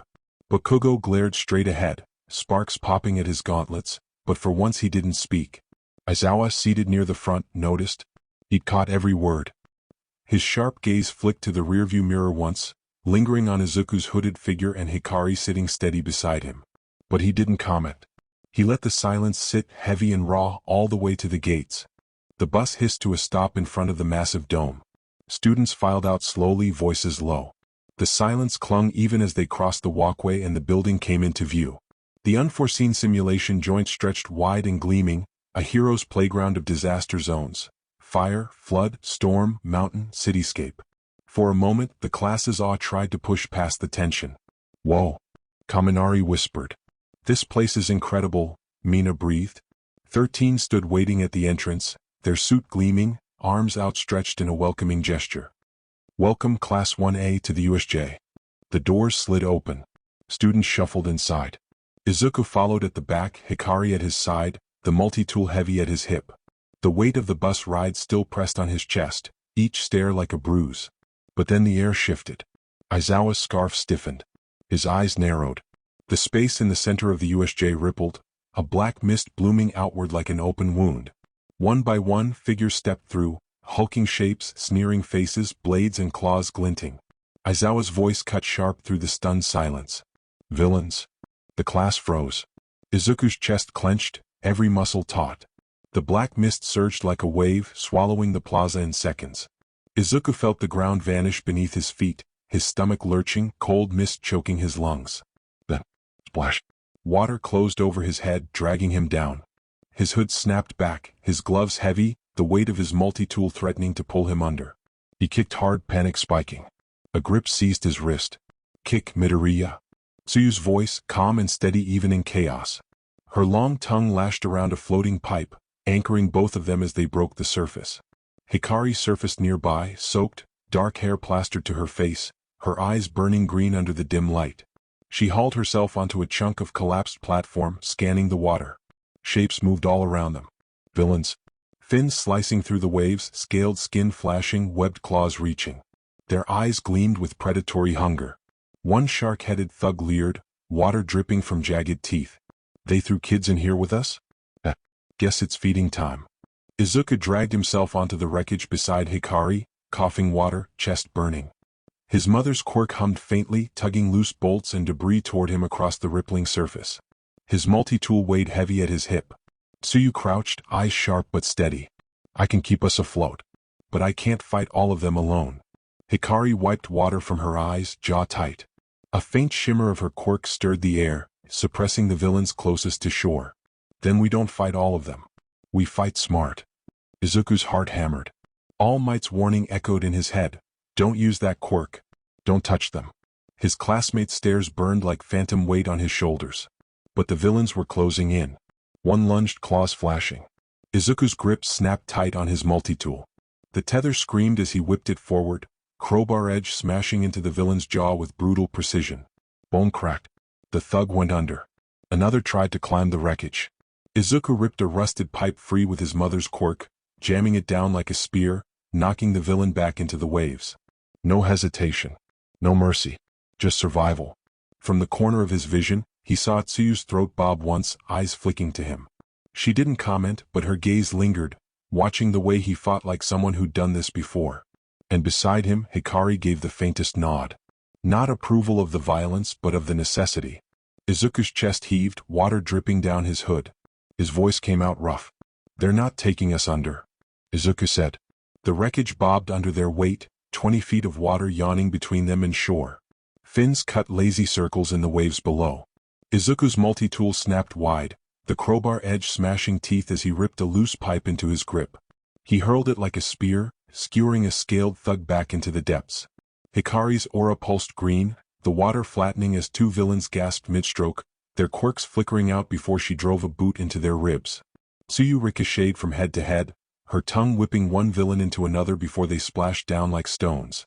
Hikari yelled, "It's over, Anakin. I have the high ground." Tsu took a pause to look deadpanned at Hikari while Izuku just looked at her with confusion, not getting the reference. Hikari just gave them both a weak silly smile before kicking in someone face back to water. The standoff was going well until a villain sliced the whole wreckage in half with a water slash no one saw coming. As the wreckage began to sink, the villain began to circle them more aggressively. One burst up from below, slashing across Izuku's arm. Pain tore through him, hot blood mixing with cold water. "Midoriya!" Hikari shouted, reaching for him. Then a bigger thug with a shark head sprang in front of Izuku on a small, breaking apart slab of wreckage, grinning wide. "Gotcha, brat." He grabbed Izuku's neck, the massive hand sliding across Izuku's face, skin to skin. And then Izuku's vision burned white. The world tilted. His gloves sparked faintly, his chest heaving as he felt it, the rush of energy, the pull of memories not his own. Gills, scales, the feel of water as safety instead of threat. The quirk snapped into place before he knew it. The villain's body went limp, falling back in the water as he slacked in the waves, eyes wide with sudden weakness. Izuku gasped, his voice rough. "I can breathe underwater." He shoved off, movements suddenly stronger, cutting through the water like a blade. "Grab on." Hikari didn't hesitate, clamping onto his shoulder. Tsuyu wrapped her tongue tight, anchoring to him. With savage strokes, Izuku drove them through the water, slipping between the villains like they were the ones stranded. They broke the surface at the far side, hauling themselves onto cracked stone and broken scaffolding. Water poured off Izuku as he staggered up, still clutching his bleeding arm. The villains weren't finished. Snarls echoed as they pulled themselves onto land after them, claws scraping against the concrete. The shark-headed thug spat, water running down his jagged teeth. "That's my quirk you're copying. Amphibious physiology. You think you can outswim me, outhit me when I was born for this?" Izuku's chest heaved, but his breathing was too smooth, his body humming with stolen rhythm. He flexed his gloved fingers, feeling the water in his lungs and the pull of something heavier at his sides. "Doesn't matter. You gave it to me the second you touched me." Behind him, Tsuyu crouched low, ready. Hikari's eyes glowed faintly, aura radiating, suppressing the quirks of the nearest villains. Izuku bared his teeth, blood dripping from his sleeve. "Let's finish this." The villains charged. Izuku snapped his hand outward, and bolts, shattered concrete chunks, even a rusted pipe ripped free of the ground, pulled toward him. His mother's quirk, her quirk alone, humming as objects slammed into his palm, hitting multiple enemies mid-movement. He jammed the pipe forward, driving it into the thug's shoulder, then swung the multi-tool tether wide, smashing it across another villain's jaw. From the flank, Tsuyu lashed her tongue around a scaled thug's torso, flipping him back into the water with a splash. "I'll cover the left," she called, steady and calm. Two more villains lunged, only to stumble as Hikari's aura flared green, their quirk suppressing mid-motion. She darted forward, striking one across the ribs, dropping him in a heap. "Keep the big one busy, Midoriya," she barked. Izuku gritted his teeth and slammed forward. The shark-headed villain clawed at him, water spraying with each strike. But Izuku mirrored his movements, the amphibious physiology fueling his speed and strength. A metal rod snapped into Izuku's palm. He hurled it like a dart, the sharpened edge piercing the thug's thigh. The villain howled, stumbling, and Izuku drove in with the crowbar hook, smashing teeth. The fight collapsed into chaos, Tsuyu binding another with her tongue and slamming him against the wall, Hikari suppressing two more and landing sharp, precise blows, while Izuku combined both quirks seamlessly, debris snapping into his hands, thrown with amphibious strength, multi-tool whipping back into his grip each time like a predator's fang. Finally, Izuku pinned the shark-headed thug to the concrete, gloved hand hovering at his throat. His chest heaved, blood dripping from his sleeve, the borrowed quirk burning hot in his lungs but weakening. The thug groaned, spitting blood, but he was down. The rest of the villains lay broken, groaning, or retreating into the water. Silence rippled through the zone. Izuku sagged forward, the quirk already fading, his breaths turning shallow again. His knees buckled, until Hikari caught him, steady and unflinching. "Just like we practiced," Hikari said with a smile. Tsuyu crouched beside them, her wide eyes sharp and thoughtful.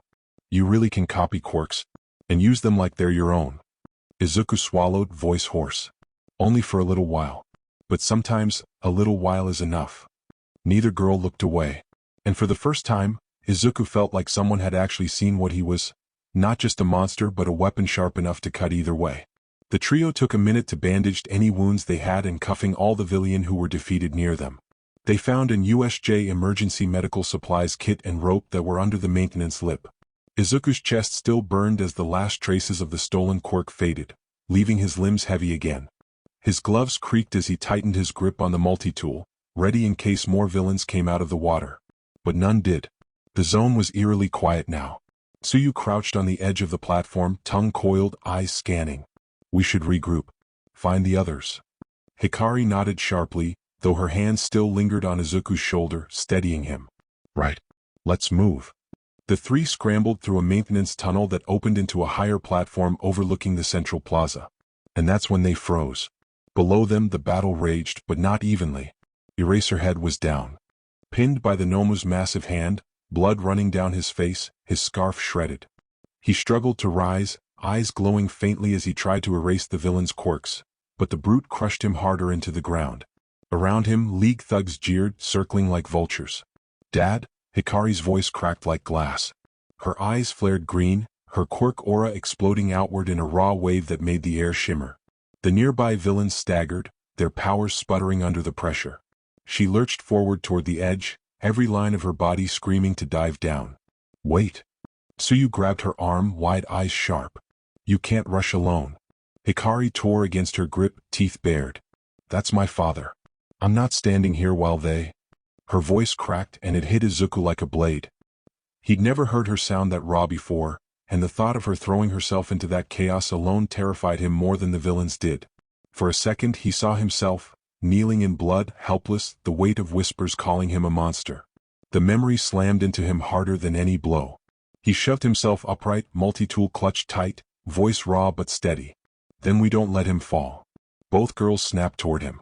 Izuku's hood dripped, his sleeves torn, his gloves trembling, but his eyes burned with a fire sharper than fear. "We go together." But then out of the corner of their eyes, Shigaraki was upon them. His twitching steps carried him straight at them, hand raised, fingers flexing. His pale eyes locked on Tsuyu. "Heroes waste their lives for nothing. I'll start with you, Tsu."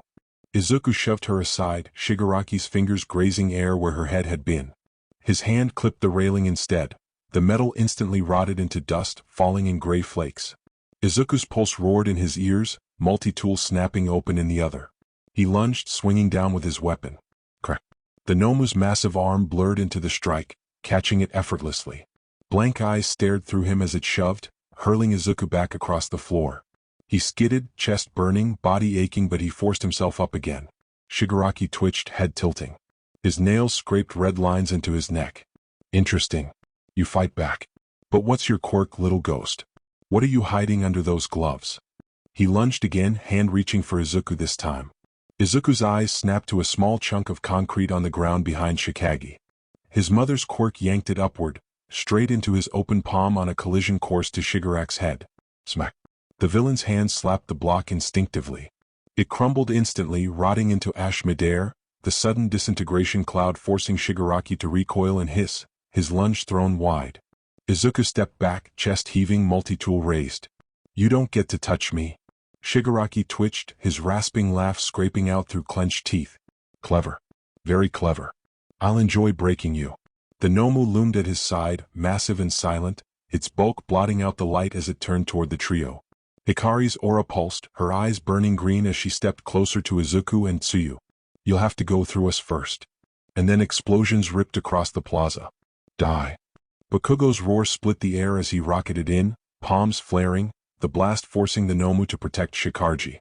Kirishima charged behind him, arms hardening into jagged stone, slamming into a smaller villain that had crept too close. Ice spread in a clean arc as Todoroki advanced, freezing a section of the plaza into jagged barricades to cut off reinforcements. The three landed between the League and the trio. Didn't think we'd let you hog the fight, Bakugo snarled, sparks popping violently from his gauntlets. Kirishima grinned, cracking his stone knuckles. Hell yeah, let's bring this thing down together. Todoroki said nothing, his gaze icy and sharp as he eyed the Nomu. It was technically 6 of them versus the 3 of them. They had the number advantage, but it was very clear they were at a disadvantage when it came to power. Tsugo, get out, sensei, eyes what to the front. We'll cover you, said Izuku. Tsu wanted to protest, but she wasn't naive. She was one of the quickest one in the group but the weakest when it came to combat. She quickly hopped towards their teacher. But Shigaraki's laugh rasped, broken and raw. Doesn't matter. None of you can kill Nomu. It's built to kill All Might with its multiple quirks. But if that aura brat keeps flickering... He jerked his twitching hand toward Hikari, his grin stretching wrong. Nomu. Tear her apart first. The beast moved instantly. Its bulk blurred forward, faster than its size should allow. The ground cracked under its steps as it barreled past Bakugo's blasts, shrugging off Kirishima's hardened strike, and even shattering Todoroki's ice wall in a single swing. Straight for Hikari. Her eyes widened, the green glow of her quirk sparking brighter as she braced, but the sheer force bearing down on her was unstoppable. Izuku's gloves creaked as he lunged, multi-tool snapping open with a roar. No. As he hot number on its head, rolling with his momentum, using. Quickly getting up and using his mother's quirk to try to pull out the Nomu's eyeball. All this did get its attention for a second, but he was quickly punched. This threw Izuku away, causing him to skid across the floor. He was slow to get up, realizing he had multiple broken ribs, his arm was broken, and his multi-tool broken head, taking the blunt of the damage. Izuku looked at his arm that was bandaged up from his early cut, which now the bleeding had increased. The Nomu barreled forward again. Bakugo blasted into its side, smoke and sparks filling the air. Kirishima charged headlong, hardened arms slamming into its chest. Todoroki's ice surged up its legs, jagged spikes locking tight. For a heartbeat it looked like they'd stopped it. Then the Nomu flexed. The ice shattered in an instant. Kirishima was hurled aside, crashing into rubble. Bakugo's blast only staggered it for a step before it swatted him down like an insect. Todoroki barely dodged as the beast's fist cratered the ground where he stood. Izuku's breath caught as he was limping towards Hikari. He watched the monster shrug off every strike, its wounds knitting closed almost instantly. Shock absorption and regeneration. 2 quirks. And still it moved, straight for Hikari. Hikari began to use her grappling hook to dodge out the way. Yet the Nomu's backhand caught her mid-dodge. The sound was sickening. She flew, slammed against the floor, her head snapping sideways before she went limp. Hikari. Izuku's stomach plunged. The Nomu's shadow loomed over her fallen body, arm raised to crush her flat. Aizawa, half-conscious in Tsu's arms, rasped her name, Hikari. Too weak to move. Tamura yelled, finish her. Izuku's chest hollowed out. The world narrowed to her still form on the floor. It wasn't strategy or training that moved him. It was a gut-deep refusal, fiercer than anything he'd ever felt. Not her. Anyone but her. His gloves had hit the floor, ripped free in a single motion. His hood fell back, eyes wide, raw, desperate. He sprinted forward, leapt, and slammed onto the Nomu's back with his bare hands. The instant his palms touched its flesh, his vision exploded. Strength surged through him like fire in his veins, his muscles screaming with borrowed power. His breath caught as fragments of something alien flooded his skull, sensations that weren't his. The snap of bone, the roar of unstoppable endurance, commands burned into memory. Obey. Protect Tamura. The Nomu jerked, its movements stuttering for the first time. Izuku clung tighter, fingers digging into its hide. His teeth ground as blood dripped down his arm. I'm not letting you kill her. For the first time, the monster faltered, its massive hand pausing inches above Hikari's head. Shigaraki's voice cracked through the chaos, furious and disbelieving. What the hell? Izuku's bare hands clamped to the Nomu's flesh. Power screamed into him, muscles bursting with impossible strength, flesh mending the moment it tore. Shock absorption. Regeneration. He could feel its quirk be absorbed into him, becoming permanent. His veins burned, his skull splitting under the weight of it. The slash he'd taken, and every other wound, closed over, knitting as if nothing had happened. And then came the memories. White lights. Straps. Needles. Flesh carved apart, quirks sewn in, voices screaming until they weren't voices anymore. A mind broken down to one command: obey. Protect Tamura. Izuku's own scream ripped free, echoing the monsters. The Nomu thrashed, its howl splitting the glass dome above. Its bulk convulsed, steam pouring from its body as Izuku's touch pulled and pulled, ripping away everything that had been forced into it. Stop him. Shigaraki's voice cracked, panicked, as his nails tore bloody lines down his neck. Nomu. But even he staggered back as Nomu slammed the ground, trying to shake off Izuku, causing a shockwaves across USJ, pushing everyone back. Yet Izuku gripped tighter and tighter as he refused to let go, gaining more strength while Nomu was slowing, dying. The League villains froze, eyes wide as their ultimate weapon shrieked like an animal being butchered alive. And the students? Kirishima's hardened fists trembled. Bakugo's eyes widened, the usual rage gone, his palms sparking weakly as he stared. Todoroki's breath hitched, frost spreading uncontrolled across the ground. Tsuyu's throat bobbed, her voice breaking. He's killing it. The Nomu's regeneration fought back, skin knitting, muscles reforming, but every time it healed, Izuku tore deeper, the cycle devouring itself until the body couldn't keep up. The monster screamed again, a shrill, ragged sound that clawed at the spine of everyone who heard it. Even villains whispered in fear. What kind of kid? Finally, with one last convulsion, the Nomu collapsed. Flesh smoking. Skin blistered. Dead. The plaza went silent. Izuku staggered back, his gloves still lying discarded where he'd ripped them off. His hands shook violently, veins bulging, eyes hollow and wet. He stared at what he'd done, the Nomu's body split and steaming at his feet. For one breathless moment, nobody moved. Shigaraki twitched, staring at the corpse. His voice rasped like a broken record. He killed my Nomu. He killed it, his grin twisted, too wide, too cracked. You're not a hero. You're just like the rest of us. Behind him, even Kurogiri's mist pulsed unevenly. And the students, Izuku's classmates, looked at him with wide, terrified eyes. He had saved them. But none of them could unhear the Nomu's shrieks. None of them could unsee how Midoriya Izuku had killed it. Izuku stood over it, panting, his bare hands trembling, veins bulging with leftover strength. His hood hung back, eyes wide and hollow. He didn't move, didn't speak, he just stared at what he'd done. If this is saving people, then what's the difference between me and them? Thought Izuku. Silence fell like a weight. Bakugo's sparks flickered weakly at his palms, his face pale. He whispered under his breath, as if admitting it out loud would make it true. Deku, what the hell? Kirishima's hardened fists had cracks through them, his eyes wide with disbelief. That was... He cut himself off, unable to finish. Todoroki stood frozen, ice crawling uncontrolled across the floor around him. His voice was low, sharp, but unsteady. You killed it. Tsuyu crouched low, wide eyes fixed on Izuku as she talked to herself, with her voice was soft, honest. He saved us. But he scared me too. And then, smash. The air cracked, a shockwave blasting through the plaza. Dust exploded as a massive figure landed at the far end, cape billowing in the shattered light. All Might, Shigaraki rasped, twitching, his voice giddy and furious all at once. The symbol of peace stood tall, smiling, but the smile faltered for the briefest second as his eyes flicked from the steaming corpse of the Nomu to the boy standing over it, barehanded, trembling, drenched in blood and ash. For one moment the entire USJ froze. The villains saw hope flicker into the students' eyes. The students saw fear flicker into All Might's. And Izuku saw the same silence in All Might's stare as he had back on the street a year ago, when his question went unanswered. For a heartbeat too long he didn't move, didn't speak, didn't act. He hesitated.